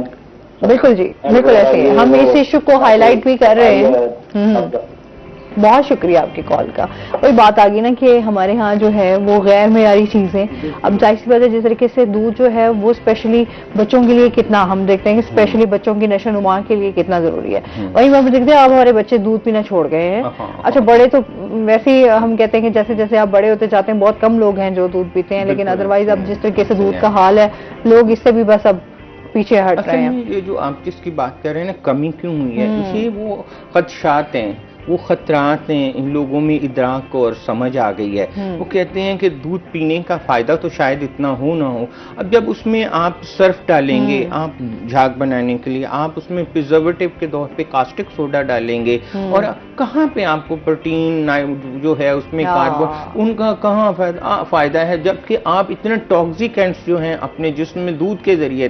कोई चीज आदमी एक्टिविटी करता है, कुछ खाता है पीता है, वो अपनी हेल्थ के लिए करता है, ना कि अपनी हेल्थ को नुकसान मजीद खराब है। हमारे यहाँ ये बहुत बदकिस्मती है कि अभी अभी देखे ना स्मोक का जो लेवल है, अगर हम इसको थोड़ा सा आज की इस गुफ्तगू को स्मोक से भी थोड़ा न्यूट्रिशन को स्मोक से भी लिंक कर लें तो मुझे ये देखने में आज मेरे ज़हन में ये आ रही है कि इस वक्त मुल्तान जो है पाकिस्तान का वो शहर है जहां सबसे ज्यादा AQI है, एयर क्वालिटी इंडेक्स 978 है और पूरी दुनिया में इसको रैंक किया गया है नंबर 1। अब ऐसे हालात में चलें आप इसको खत्म तो नहीं कर सकते, कम से कम आप ऐसी खुराक का इंतखाब जरूर करें जो कम से कम आप इससे कमबैक करने के लिए या इसको फाइट करने के लिए या इसके एक डिफेंस लाइन के तौर पे आप उसमें आपने क्या खाना है आप वो चीजें, दूध उसमें बड़ी अहमियत का हामिल है, इसमें एंटीऑक्सीडेंट्स भी हैं, ये आपको इम्यूनिटी भी प्रोवाइड करता है, आपकी इम्यूनिटी को बूस्ट भी करता है, एंटी इन्फ्लेमेटरी भी कई हवालों से है। तो मैं ये समझता हूँ कि इस सारे प्रोसेस के अंदर हमें अपनी खुराक के मुनासिब इंतखाब की जरूरत है। ऐसी खुराक खाएं जिसमें विटामिन C हो, जिसमें विटामिन E हो, जिसमें विटामिन A हो, क्योंकि ये जो है एंटीऑक्सीडेंट्स हैं और रेस्पिरेटरी हेल्थ के लिए जो है ये बहुत बेनिफिशियल हैं। तो मैं दूध को अगर तो आपको एश्योरेंस है कि ये खालिस है, मतलब दूध में पानी पता चलेगा? दूध में पानी मिलाने को मैं बुरा नहीं समझता, मैं आपको ऑनेस्टली बताऊं। अच्छा। उसकी वजह यह है कि अगर दूध के अंदर साफ पानी मिलाया गया है, कंटेमिनेटेड नहीं है, साफ पानी है, तो इससे कोई इंसानी सेहत पे कोई असर नहीं। हाँ, जब आप दूध में पानी वो मिलाते हैं जो खुद से कंटेमिनेंट उसमें बहुत ज्यादा है, माइक्रोब्स हैं उसमें और केमिकल कंटेमिनेंट्स हैं, वो प्रॉब्लमैटिक है। चले यहां तक भी बात हम मान लेते हैं कि चले हमने उसको बॉयल कर लिया, उसको डीकंटेमिनेट कर लिया, उसको स्टेरलाइज कर लिया बॉयलिंग, लेकिन केमिकल्स फिर भी नहीं जाते, उनका इम्पैक्ट रहता है। चले माइक्रोब्स तो चले गए, लेकिन इससे भी बियॉन्ड ये है कि जब उसमें आप ऐसे केमिकल्स डालते हैं उनको प्रिजर्व करने के लिए कि वो गर्मी की वजह से खराब ना हो, जैसे उसमें कास्टिक सोडा है और बहुत सारी ऐसी चीजें हैं, टेक्निकली बहुत सारे। अभी जो घरों में आकर जाहिर सी बात है गवाला दूध देके जाते हैं, तो जाहिर सी बात है ये दूध कहाँ, अच्छा उसमें भी कैटेगरीज है। बिल्कुल। अब आपने अगर 180 वाला लेना है वो आपको और मिलेगा, अच्छा 190 वाला है वो दूसरी उसमें आएगा। अच्छा जो आपको कहते हैं जी कि खालिस हो, वो भी खालिस नहीं होता माशाल्लाह से। देखें आप पूरी आप किस लेवल पे दूध लेना किस लेवल पे, हाँ अब ये भी हमने दिन देखने थे। पूरी दुनिया में दूध में पानी मिलाने का या दूध में वैसे अडल्ट्रेशन का तो वैसे ही कहीं कॉन्सेप्ट नहीं है, लेकिन खास तौर पे दूध जो है वो सारा पैक मिलता है, लूज दूध मिलता ही नहीं है। हमारे यहाँ इस वक्त ज्यादा से ज्यादा 2% जो टोटल प्रोडक्शन है दूध की, इससे ज्यादा नहीं है, एग्जैक्ट मुझे आइडिया नहीं है, 2% जो टोटल प्रोडक्शन है वो पैक होता है जो हमें मिले। अच्छा पैकिंग में भी एक थोड़ा सा इशू कॉस्ट का भी आ जाता है, क्योंकि पैकिंग की वो खुले से भी ज्यादा महंगा है। हाँ जी, वो दूध जो है वो आपको खुले से भी ज्यादा महंगा मिलता है। तो उस हवाले से लेकिन दुनिया में लोग एक मुआशरती तौर पे बहुत सारे डेवलप्ड कंट्रीज ने ग़िज़ा तक रिसाई जो है वो आम आदमी की भी रखी। बिल्कुल ये बड़ा जरूरी है। लो वेजेस हैं जिसकी कम से कम वो उसकी किचन की जरूरत है, वो ये समझते हैं कि अगर आप हेल्दी हैं तो तब आप प्रोडक्टिव हैं, मुल्क के लिए काम कर सकते हैं, आपकी हेल्थ जो है वो सबसे अहम है। बिल्कुल हमारे यहाँ ये तो थोड़ा सा इसमें मजीद हम इनसे बात करेंगे, जानेंगे। नाज़रीन अभी हमने जाना ब्रेक पे, हमारे साथ रहिएगा।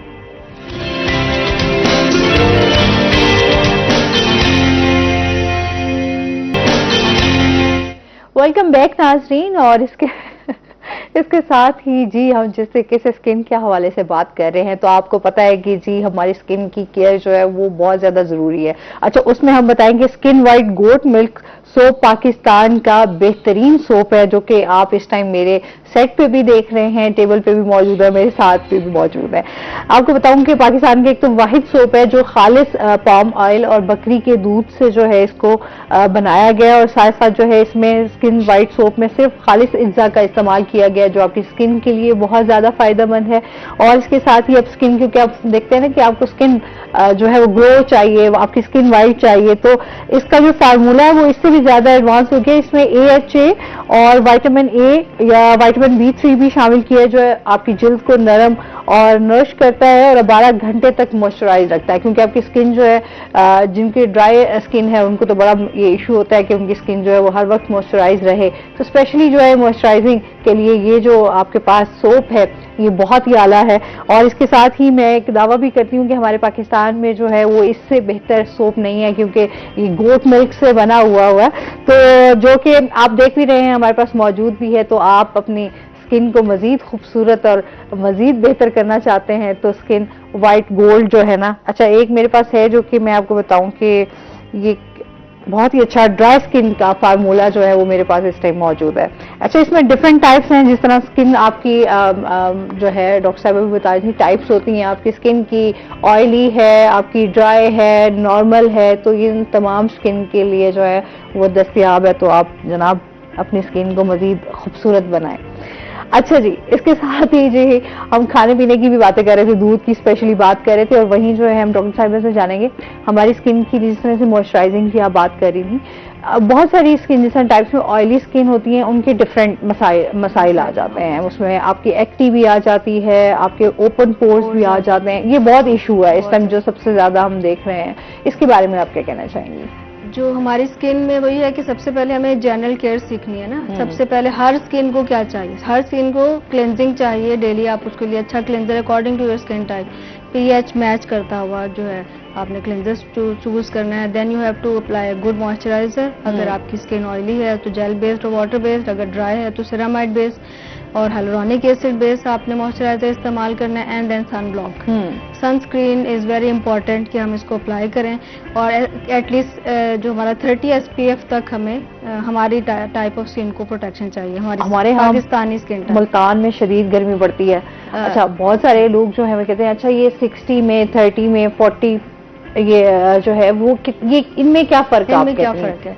इसका फर्क ये है कि हमारी स्किन, हमारी जो स्किन टाइप्स एक और हम पिगमेंटेशन के लिहाज से करते हैं, कलर के लिहाज से, तो देयर 6 टाइप्स। तो हमारे यहाँ पाकिस्तान में जो स्किन टाइप्स हैं 3, 4 एंड 5 हैं। तो we are not too white और वो हम बहुत काले भी नहीं है, तो हम बीच में हैं। तो जो स्किन ब्लैक है उसको बहुत लाइट SPF चाहिए 6 को। जो वाइट है उनको 100 तक भी चाहिए, उनको 90 भी चाहिए, उनको 80 भी चाहिए, और जो बीच में है उनको मीडियम चाहिए। तो 30 to 50 के बीच में जो हमारा सन ब्लॉक SPF है that is enough for our skin, हमारी Pakistani type of Asian skin. उनके लिए SPF जो है वो 20 ठीक है? 30 to 50 नो 30 to 50 ठीक है। 30 to 50, 60 भी कैन अप्लाई। मतलब हम स्किन टाइप 3 में आ रहे हैं, वाइट हैं, तो उसके अंदर फिर हम 60 भी अप्लाई कर सकते हैं। बट बहुत ज्यादा 100 इज नॉट नेसेसरी, सिवाय इसके कि हमें कोई स्किन डिजीज है जिसमें हमें इतनी प्रोटेक्शन चाहिए। अच्छा, 100 पे भी जाते हैं ना? 100 पे भी जाते हैं, 100 पे जाते हैं। हमारी स्किन में कुछ फोटो सेंसिटिविटी डिसऑर्डर हैं कि सनलाइट से आपकी स्किन सेंसिटिव है, कुछ बीमारियां हैं, उन बीमारियों में हमें 100 SPF भी चाहिए। बट नॉर्मल रूटीन में 30 to 60 इज इनफ, इससे ज्यादा नहीं चाहिए। अच्छा, मतलब ये आपके लिए इनफ है, वरना हम तो माशाल्लाह से वो नंबर को बहुत बात की, हम जो देख रहे होते हैं हम उसी के ऊपर भाग पड़ते हैं। 100 हो तो इससे ऊपर जाना है, 100 से ऊपर भी आ गया तो उधर भी चले जाएंगे। But requirement is up to 60 हमारी स्किन। जिस तरह मैं लाइट्स में बैठी हूँ, ऑब्वियसली मेरी स्किन को बहुत ज्यादा जरूरत होती है। मैं अपनी स्किन को मॉइस्चराइज भी करती हूँ, उसके बाद मुझे ये होता है कि सन ब्लॉक भी मुझे लगाना होता है। पहले क्योंकि मैं स्किन को बहुत भुगत चुकी हूँ, इसलिए अब थोड़ा सा अपनी स्किन को केयर करती हूँ कि ये बड़ा जरूरी है कि आपने डेली मेकअप करना है और डेली आपको जो है वो अपनी स्किन केयर जो है, तो उसके लिए होता है कि आप मॉइस्चराइज करें। मॉइस्चराइजर हमारे यहाँ एक मिसकंसेप्शन है कि ऑयली स्किन है, ऑयल आगे नीचे से आ रहा है, तो मेरी ऑयली स्किन है तो मैं फिर भी मॉइस्चराइज करती हूँ। तो मॉइस्चराइजर बस टाइप ऑफ मॉइस्चराइजर आपको चूज करना है, ऑयल फ्री मॉइस्चराइजर यूज करना है, वाटर बेस्ड मॉइस्चराइजर यूज करना है, लेकिन ये नहीं कि आपको यूज नहीं करना। आपको यूज करना है moisturiser, sun block and a good cleanser. ये 3 चीजें तो हर किसी के लिए चाहिए। फिर अकॉर्डिंग टू योर प्रॉब्लम, आपको पिगमेंटेशन है, आपको विटामिन C लगाना है, आपको एजिंग प्रॉब्लम आ रहा है, आपको विटामिन A लगाना है, सही, रेटिनॉल वगैरह। तो ये भी रेटिनॉल के बारे में ये बात है कि हम भी उसमें भी परसेंटेज को बहुत फोकस करते हैं कि बहुत अच्छा परसेंटेज ही लगाना है, ज्यादा लगाना है। Up to 1% is enough for us. इससे नीचे रहिए, इससे ऊपर जाएंगे तो स्किन इरिटेशन होगी।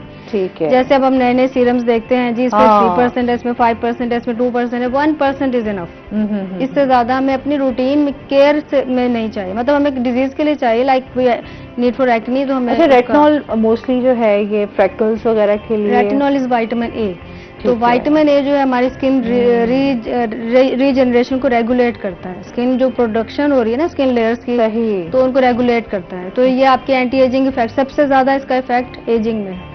कोलेजन को ठीक करता है, हमारी जो स्किन लेयर्स हैं उनको स्मूथ करता है, तो सबसे ज्यादा इफेक्ट इसका एजिंग में है। और फिर पिगमेंटेशन में भी ऑब्वियसली इसका रोल है, but mainly this is for anti ageing. तो ये हमने उसमें यूज करना है। Vitamin C is for pigmentation. Vitamin C में भी वही परसेंटेजेस का इशू है, we can use from 5 to 25। Medium जो है वो सबसे ज्यादा है कि अच्छा 10 to 15 में रहिए। अराउंड द आई यूज करना चाहते हैं 5% इज इनफ। फेस पे यूज करना है बाकी एरियाज में तो 10-15% is enough. This is for pigmentation. This is basically antioxidant, like sir ने बोला कि एंटीऑक्सीडेंट चाहिए। एंटीऑक्सीडेंट क्या है, what is antioxidant? Oxidative process जो है हमारी स्किन के अंदर जब आता है वो स्मॉग की वजह से भी आजकल बहुत आ रहा है। सनलाइट, यूवी रेडिएशन जो है वो भी इसको इंड्यूस करती हैं। और फिर अगर हम अपनी स्किन को ड्राई रख रहे हैं तो उसके साथ भी आ जाता है, क्योंकि जब ड्राई रखते हैं प्रोटेक्टिव लेयर कम हो जाती है तो सारे इरिटेंट आपकी स्किन को आके अटैक करते हैं। तो वो उसको स्वेलिंग, इन्फ्लेमेशन, उसके अंदर ऑक्सीडेशन स्ट्रेस आता है, और ऑक्सीडेशन के बाद डीएनए आपका डैमेज होता है, फिर कोलेजन डैमेज होता है, वो सारे एजिंग प्रोसेस को प्रोमोट कर देता है। सही। तो ये जो स्मॉग है इसका भी यही इफेक्ट है कि आपके अंदर कोलेजन को और आपकी स्किन के अंदर ऑक्सीडेटिव प्रोसेस को बढ़ा रहा है। तो एंटीऑक्सीडेंट चाहिए। Antioxidant vitamin C, vitamin E, vitamin B and milk, yoghurt, everything. ये चीजें बड़ी जरूरी हैं। बिल्कुल। अच्छा, डाइट का ये डाइट अपनी स्किन के ऊपर इस्तेमाल कर रहे हैं, चाहे सीरम्स के तौर पर, चाहे ऑल्सो इम्पोर्टेंट। हाँ, तो उसमें डाइट भी बड़ा है। डाइट जो है वो मतलब मैं अपने पिगमेंटेशन के पेशेंट्स को कहती हूँ जिनको छाइयां हैं फेस पे, कि आप अपना ट्रीटमेंट तो जरूर करें, लेकिन दो चीजें याद रखें कि अगर सनब्लॉक छोड़ा या अच्छी डाइट नहीं ली तो आपको ये ट्रीटमेंट सिर्फ फॉर द टाइम बिंग फायदा देगी। मतलब आप यूज कर रहे हैं, आप 2 months, 3 months, 4 months, 6 months treatment ले रहे हैं, आपको ठीक लगेगा। जब आप छोड़ देंगे तो इफेक्ट खत्म हो जाएगा, if you are not going to improve your diet. तो डाइट का बहुत इंपॉर्टेंट रोल है, स्पेशली वेजिटेबल्स, फ्रूट्स अगर हमें अच्छे मिल रहे हैं तो वो जरूर इस्तेमाल करें। वही बात आती है डॉक्टर साहब कि हम लोग जो है ना ये प्योर चीजें, क्योंकि पहले हम जमाने में जब हम बात करते हैं ना तो हमारी दादी, नानी और तमाम वो ये होता है, जैसे आपका जो है खालिस ग़िज़ाएं जो हैं वो खाई जाती, देसी घी का इस्तेमाल बहुत किया जाता था, मक्खन का इस्तेमाल जो है आज तो कल तो मक्खन कहीं नजर नहीं आता। मतलब घरों में मेरी बड़ी खाला हयात थी, अल्लाह ताला उनको जन्नत में जगह दे, वो स्पेशली घर में चाटी की लस्सी जो है वो स्पेशली वो बनाई जाती थी और उसमें से मक्खन निकाला जाता था, घर में दही खुद ही तैयार करना। तो वो हमारे यहाँ अब तो ये चीजें रही नहीं है। और हम हमारे घर की भी हम बात करें तो हम खुद भी कोई इतने अच्छे नहीं है, मेहनत करें। चेंजेस आ गई हैं, लाइफस्टाइल चेंज हुआ है, अंदाज बदल गए हैं। पहले जो अब हमारे पास टाइम नहीं है, माजी में हमारे पास बहुत टाइम होता था, उस टाइम के अंदर हम अपनी फैमिली को भी तवज्जो देते थे, अपनी जात के ऊपर भी। जैसे अभी डॉक्टर साहब ने बात की है, इन्होंने बेसिकली स्किन की जो केयर के हवाले से 2 पार्ट्स हैं इनकी गुफ्तगू के। एक तो है कि इन्होंने एक्सटर्नल एप्लीकेशंस जो हैं आप अपनी स्किन के बाहर से जो कुछ भी आपने लगा। दूसरा बड़ा अहम इनका है कि आप अपनी डाइट को कैसे लिंक करते हैं अपनी स्किन। और विटामिन ए की बात की, अब विटामिन ए देखें कि आप गाजर खाएं, आप पंपकिन खाएं, आप जितनी येलो फूड्स है ना जिनका कलर येलो है उसमें बेसिकली बीटा कैरोटीन होता है। ये एक केमिकल है जो वेजिटेबल्स में होता है। इस कंपाउंड को ये बॉडी के अंदर जाके विटामिन ए में कन्वर्ट होता है और ये इसी की बात कर रहे हैं। विटामिन ई जो है अब वो कहाँ से हमने लेना है, जो बाहर से भी लगाते हैं। विटामिन ई आपने लेना है इसमें एवोकेडो, यहाँ हमारे यहाँ इतना बड़ा सोर्स है एवोकेडो इसका विटामिन ई का। इसके अलावा ये अमूमन इसमें पाया जाता है जो सनफ्लावर का सीड होता है उसके अंदर पाया जाता है, क्योंकि ये सारे विटामिन जो विटामिन ए, ई, डी और के जो हैं ये सारे फैट में होते हैं। ये उस माहौल में होते हैं जिसमें चिकनाई हो, इसके बगैर ये वाटर सॉल्युबल नहीं है। तो जहाँ पे मक्खन है, मक्खन उसमें विटामिन ए है। तो ये जो इन्होंने बात की है ना कि बुनियादी तौर पे अल्लाह पाक ने, ये बड़ी अहम बात है। ये सर ये बात करते हैं, कॉलर है हमारे साथ। अस्सलाम वालेकुम। आपकी आवाज बहुत कम आ रही है शकूर साहब। जी मोहम्मद शकूर खान बात कर रहा हूँ ईसा खैल से। आपका सेगमेंट बहुत अच्छा है जी, शुक्रिया। मेरा सवाल ये होगा काइंडली डॉक्टर साहब से कि बचपन में बहुत वीक था तो पेरेंट्स ने मुझे बकरियों का दूध दिया और मैं आज तक अब नाउ आई एम 50+, मुझे कमर की कभी पेन नहीं हुई और मेरी स्किन में कोई झुर्रियां नहीं है। तो वो जो बचपन में दो दूध मैंने बचपन में बहुत पिए, एक भैंस का और एक ये। अभी मैं गांव से प्योर दूध ला रहा हूँ और पूरे घर बच्चों के लिए वो जो दूध है वो भैंस का दूध। शकूर साहब इधर भी भिजवा दे, इधर भी भिजवा दे। ये मैं इसलिए कह रहा हूँ जी कि डॉक्टर ने कहा कि वो जो मिल्क पैक दूध है वो बहुत सेहत के लिए बेहतर है, लेकिन उसमें तो आप यूरिया यूज करते हैं उसका टेम्परेचर बेहतर करने के लिए, और ऐसे केमिकल्स रखते हैं कि मुख्तलिफ गवाले जो दूध लेते हैं गांव से उसमें बाल होते हैं जानवरों के, और उनको खत्म करने के लिए वो जो चीजें इस्तेमाल करते हैं। अब मैं इसमें क्या कहूँ, डॉक्टर साहब को पता है। तो मैं ये चाहूंगा कि अगर आप कैटेगरी देखें एज वाइज, बच्चों से टीनेजर्स फिर 30, तो कौन सा बेस्ट दूध जो है वो लेना चाहिए, क्योंकि हमने घरों में अगर हम बकरियां रखें, सुन्नत नबी है आके तो जी शकूर साहब बहुत शुक्रिया आपकी कॉल का, क्योंकि हमने ब्रेक पे जाना है नाज़रीन। हम जो ब्रेक से वापस आएंगे तो इसमें मजीद डिटेल से डिस्कस करेंगे, हमारे साथ रहिएगा।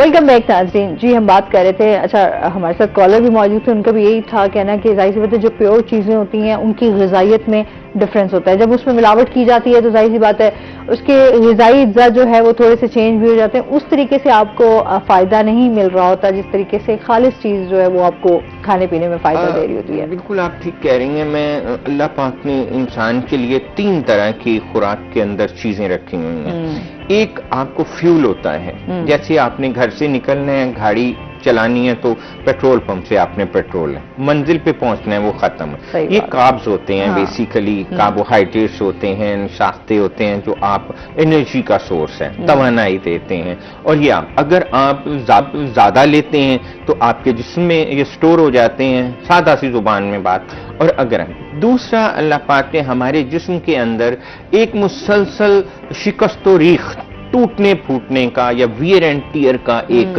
प्रोसेस चल रहा होता है। उसको रिपेयर करने के लिए, उनको मरम्मत करने के लिए प्रोटीन चाहिए होते हैं जो खुराक में से ही हमें मिलते हैं।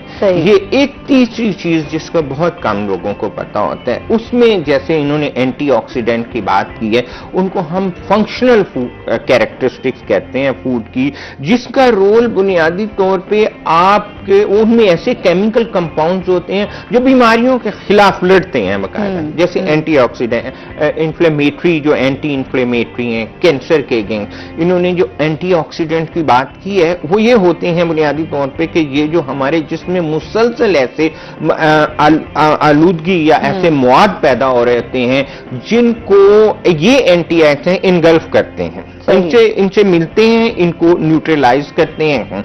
ये कहां से आते हैं? ये तीसरी बात जो अहम है स्किन के हवाले से भी, ये एंटीऑक्सीडेंट्स जो हैं ये खुराक से ही आते हैं। और कहां पाए जाते हैं? ये आपकी तमाम जो जितनी भी कलरफुल फ्रूट्स हैं, खास तौर पे फ्रूट्स, जिन फ्रूट का कलर डिफाइन करता है कि इसमें किस किस्म के विटामिन हैं और किस किस्म के फंक्शनल कंपाउंड्स हैं। जो वहां आपने देखा है मैरून कलर के अनार है, चुकंदर है और इस तरह के, इनमें खास किस्म के फंक्शनल कंपाउंड्स हैं। जिनके येलो कलर्स हैं उनके सबसे खुराक में न्यूट्रिशन का जो फंडामेंटल असूल है, जिसको हम उसकी ABC कह सकते हैं या थंब रूल कह सकते हैं, वो ये है कि अगर आप मुतवाजन ग़िज़ा नहीं खाते तो आपके यहाँ सेहत का तस्वुर नामुमकिन है। और हम मुतवाजन ग़िज़ा कहते हैं, इसका मतलब क्या है? इसका मतलब बहुत सादा मतलब है कि आप वैरायटी ऑफ फूड्स खाएं, थोड़ा खाएं, लेकिन आपकी फूड में कोई चीज, आपने फ्रूट्स भी खाने हैं, वेजिटेबल्स भी खाने हैं, आपने ऑयल्स भी लेने हैं, फैट भी लेना है किसी फॉर्म में, आपने सीरियल्स भी खाने हैं, चावल भी, जौ भी, गंदुम भी, सारी चीजें ये फाइबर का सोर्स हैं। आपने उसमें दूध और डेयरी की प्रोडक्ट्स भी लेनी है, आपने उसमें जो है मतलब जो आपके फल हैं, खास तौर पे सब्जियां हैं, ये भी, और नट्स भी लेने। अब नट्स की क्या अहमियत है? हमारे यहाँ असल में सोशियो इकोनॉमिक इम्पैक्ट भी है, लोगों की महंगी nuts खुराक लेना का वो कहता है एक वक्त की रोटी रसाई नहीं है। हाँ। अब नट्स के अंदर ओमेगा 3 टाइप का फैटी एसिड्स होते हैं, ये इतने अच्छे इंसानी जिस्म के लिए होते हैं, जैसे बीमारियों के अगेंस्ट लड़ने के लिए ये इनका बड़ा रोल। और ये नट्स में जो ऑयल होता है ये उसके अंदर होते हैं ओमेगा 3 और ओमेगा 6 जो है। और इसके अलावा हमारे यहाँ एक ट्रांस फैट और सिस फैट का भी तस्वर है, वो जरा टेक्निकल हो जाता है। कहने का मतलब ये है कि आपकी जो मुतवाज़न ग़िज़ा जो है वो बहुत जरूरी है और वो आपने डिसाइड करनी है। हाँ। दूसरी बात मैं ये डॉक्टर साहब ज्यादा उसको वाजे करेंगे कि स्किन हेल्थ के लिए जो हम बड़ी देर से सुनते आए हैं कि आपकी नींद पूरी होनी चाहिए पहले, और दूसरा आप अपने आप को हमेशा रिहाइड्रेट रखें। शायद ये मेरी बात को से एग्री करें ना करें कि आपका पानी का मुसलसल इस्तेमाल जो है आपकी बॉडी के जितना भी लेवल्स हैं 1.5 लीटर या 2 litre depending upon your need जो है वो आपने आखिर इसमें बात जो बताता चलूं वो ये है कि इंसान की खुराक की जरूरत जो है ना वो हर एक की, आपकी डिफरेंट होगी, मेरी डिफरेंट होगी, इनकी डिफरेंट होगी। बहुत दफा पहले भी मैं ये बात बता चुका हूँ कि एक किसान है जो इसने खेत में 2 घंटे काम करना है या 5 घंटे काम करना है, और एक वो शख्स है जिसने बैग पकड़ना है और ऑफिस में बैठ जाना है, उनकी खुराक की दोनों की डिफरेंट, कैलोरिक नीड डिफरेंट है।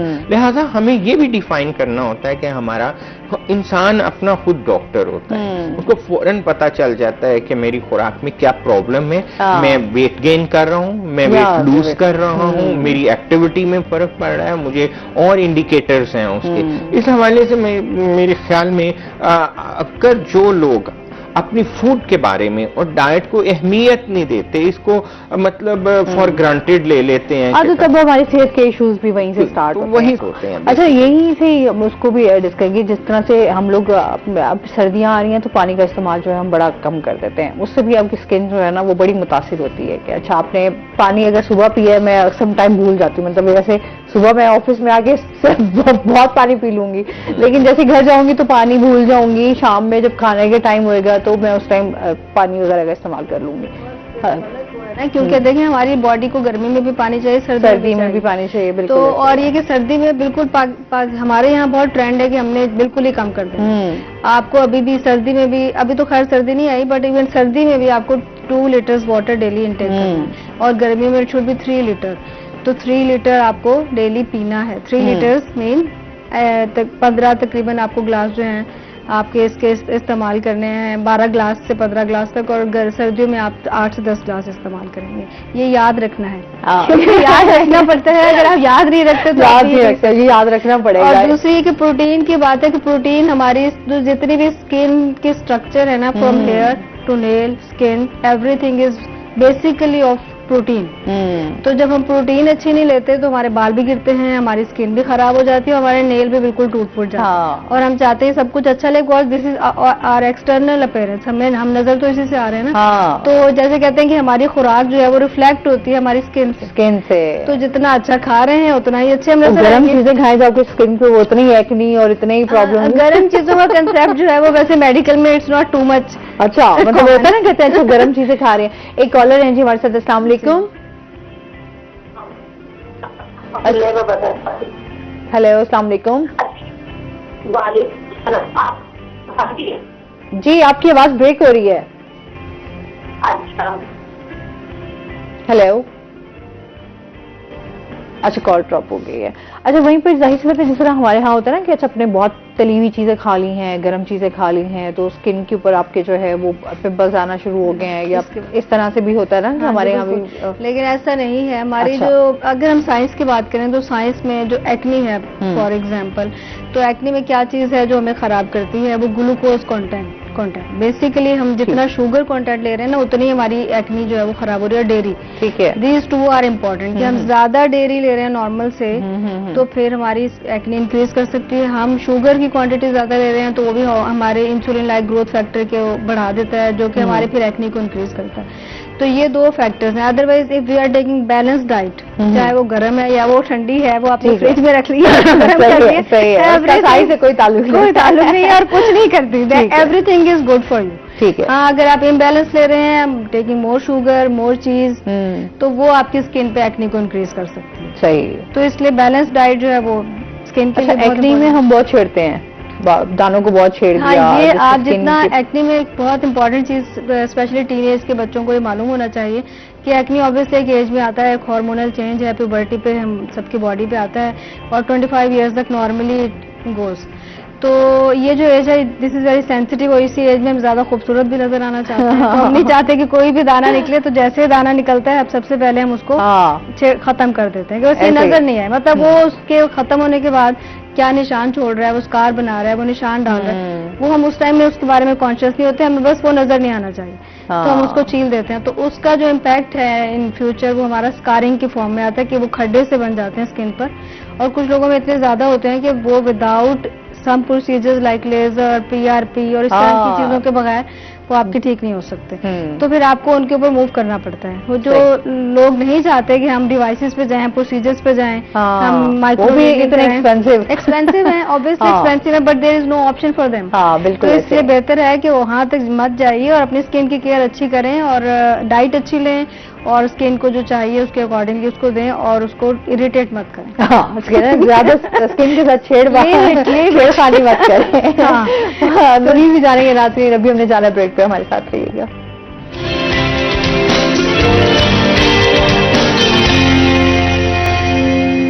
वेलकम बैक नाज़रीन।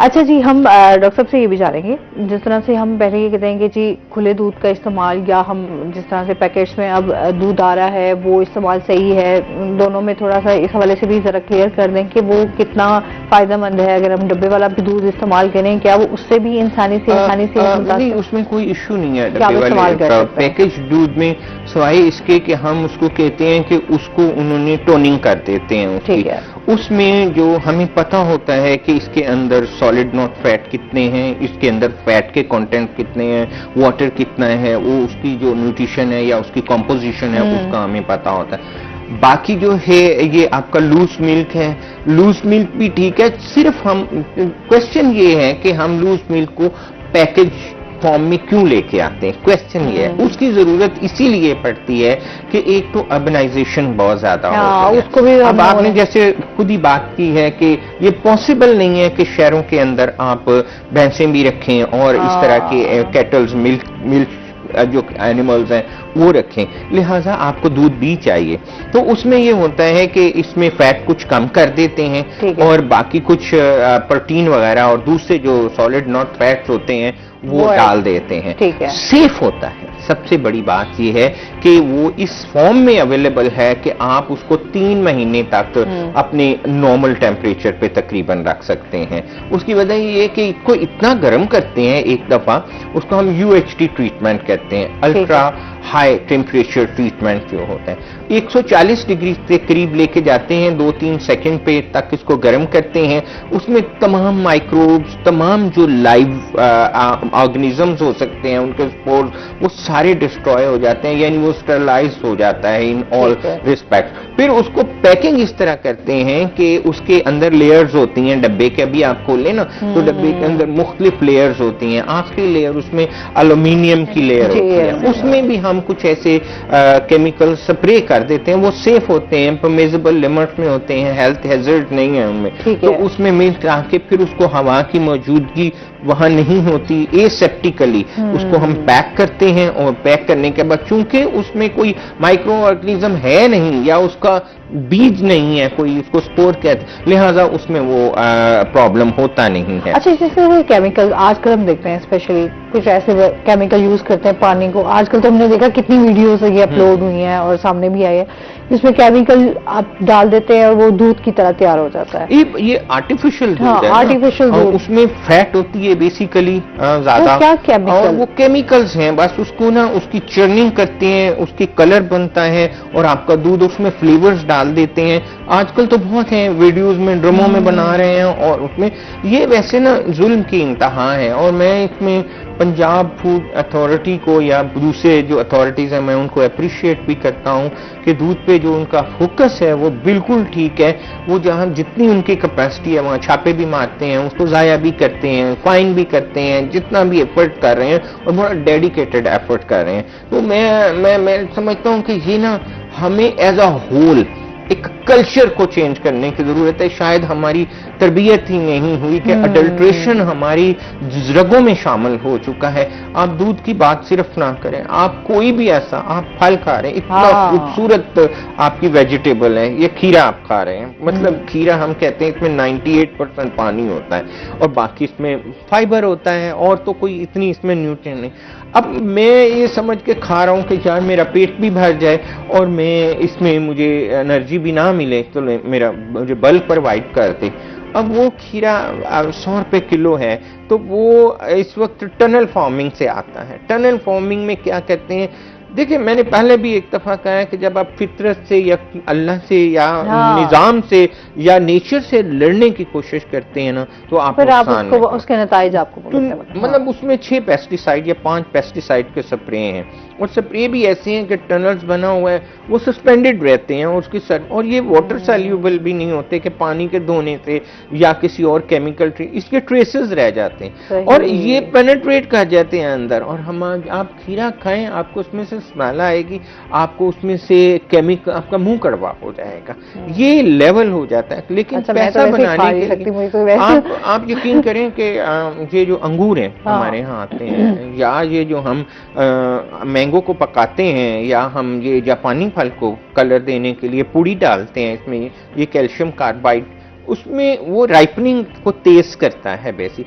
लेकिन उसमें वो जो गैस निकलती है उसके ट्रेसेस इतने रह जाते हैं अल्टीमेटली ह्यूमन। वो आपके देखिए इंसान का जिस्म जो है ना वो बड़ी ही माइनर लेवल पे माइक्रोग्राम लेवल पे चीजों का असर लेता भी है। आपने जहर कितना होता है, वही बात आ गई सर, फिर भी खाए जा रहे हैं जहर है पर भी खाए जा रहे हैं। उसका इम्पैक्ट देखिए ना, खुदा ने मैडम बेहतर बता सकती हैं कि मैं वही कही हूँ, इसके फिर हमें सोल्यूशन कोई और नजर नहीं आता। प्रेवलेंस देखें, डायबिटीज की प्रेवलेंस देखें, बेसिकली बीमारियां फिर आगे फैलती हैं ना, ही तनासुब से आई हैं। अब आप देखें कि मैं ये समझता हूँ इस वक्त पाकिस्तान दुनिया के टॉप जो कंट्रीज है ना नंबर 1 है डायबिटीज की प्रेवलेंस के हवाले से।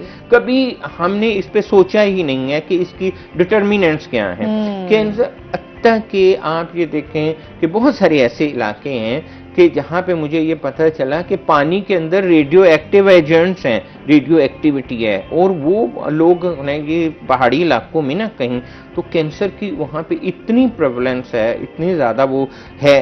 तो कभी ऐसे सर्वेज, ऐसे प्रोजेक्ट्स, ऐसे एनालिसिस करने की जरूरत है कि इनकी कैसे ओवर पावर किया जाए।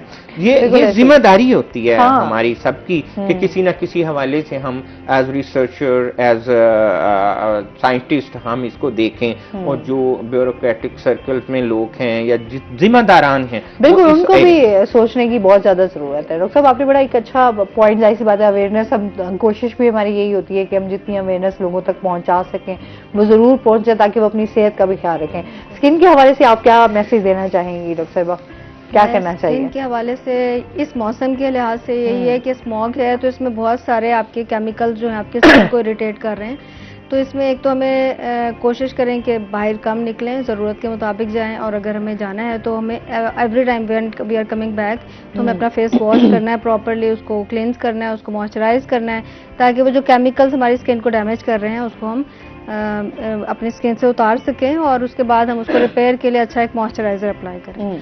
और sun block is obviously more important, and then diet कि एंटीऑक्सीडेंट डाइट ले, क्योंकि सारा कुछ ऑक्सीडेशन को इंक्रीज कर रहा है, ऑक्सीडेटिव प्रोसेस को इंक्रीज कर रहा है, तो हमने उसको फाइट करना है विद एंटीऑक्सीडेंट्स। तो ये सब लें, और मतलब आजकल के मौसम में मॉइस्चराइजर्स वेरी इंपॉर्टेंट कि हमने उसकी फ्रीक्वेंसी। अच्छा, कोई भी आप किसी भी कंपनी का अच्छा जो आपकी स्किन टाइप जिस तरह की उसी के मुताबिक आपने सिर्फ कंटेंट देखना है, टाइप अच्छी कंपनी है तो आप उसमें कोई भी, जैसे आपने मॉइस्चराइजर फॉर ऑयली स्किन लेना है, आपने वाटर बेस्ड लेना है, आपने ड्राई के लिए लेना है तो वो फैट बेस्ड लेना है। सनस्क्रीन होती है जो आप चेहरे के ऊपर आप इस्तेमाल करते हैं तो आपके चेहरे के ऊपर रह जाती है? देयर आर टू टाइप्स, हाँ, sunscreen and sunblock. Sunscreen basically chemical है जो एब्जॉर्ब हो जाता है हमारी स्किन में और वो विजिबल नहीं होता, मतलब इवन आप फील भी करते हैं तो वो फील नहीं होता, वो नीचे जाके अपना इफेक्ट देता है, दैट इज केमिकल सनब्लॉक। ठीक है। सनस्क्रीन और सन ब्लॉक क्या है जी, आप लगाते हैं और वो आपको विजिबल, वो आपकी स्किन के ऊपर रह जाता है। फिजिकल सन ब्लॉक्स। तो यूजुअली जो सन ब्लॉक होता है उसमें combination of both chemical plus physical होना चाहिए। फिजिकल आप लगाएंगे, जैसे फिजिकल सन ब्लॉक मीन वो जो आप देखते हैं क्रिकेटर्स के फेस पे लगा हुआ व्हाइट कलर का, उन्होंने तो बहुत ज्यादा लगाया, उन्होंने क्वांटिटी ज्यादा लगाई होती है, लेकिन अगर हम कम में भी लगाते हैं तो वो थोड़ा विजिबल होता है, व्हाइट कास्ट हमारे फेस पर फील होती है, तो वो रिफ्लेक्ट करता है लाइट को। वो जो व्हाइट कास्ट है that is physical sun block, जो हमारी स्किन पे लाइट की जो यूवी है, यूवी लाइट से इनको रिफ्लेक्ट बैक कर देता है। तो physical sun block is immediately effective if you are going outside और आप भूल गए सन ब्लॉक लगाना। केमिकल के लिए जरूरी है कि आप आधा घंटा पहले लगाएं। सही। फिजिकल मीन्स आप अप्लाई करें, you can go because it is like well पर्दे की तरह आपके फेस पे आ जाता है। तो ये जी अब अपना दोनों गेस्ट का बहुत शुक्रिया, दोनों ने बहुत अच्छे तरीके से स्किन के हवाले से भी और साथ ही अपनी जो है हम यहाँ पर अपनी ग़िज़ा की बात करें कि किस तरीके से आप अपने न्यूट्रिशन के हवाले से और हर तरह से अपनी ग़िज़ाइयत का ख्याल रख सकते हैं। सर दोनों का बहुत शुक्रिया।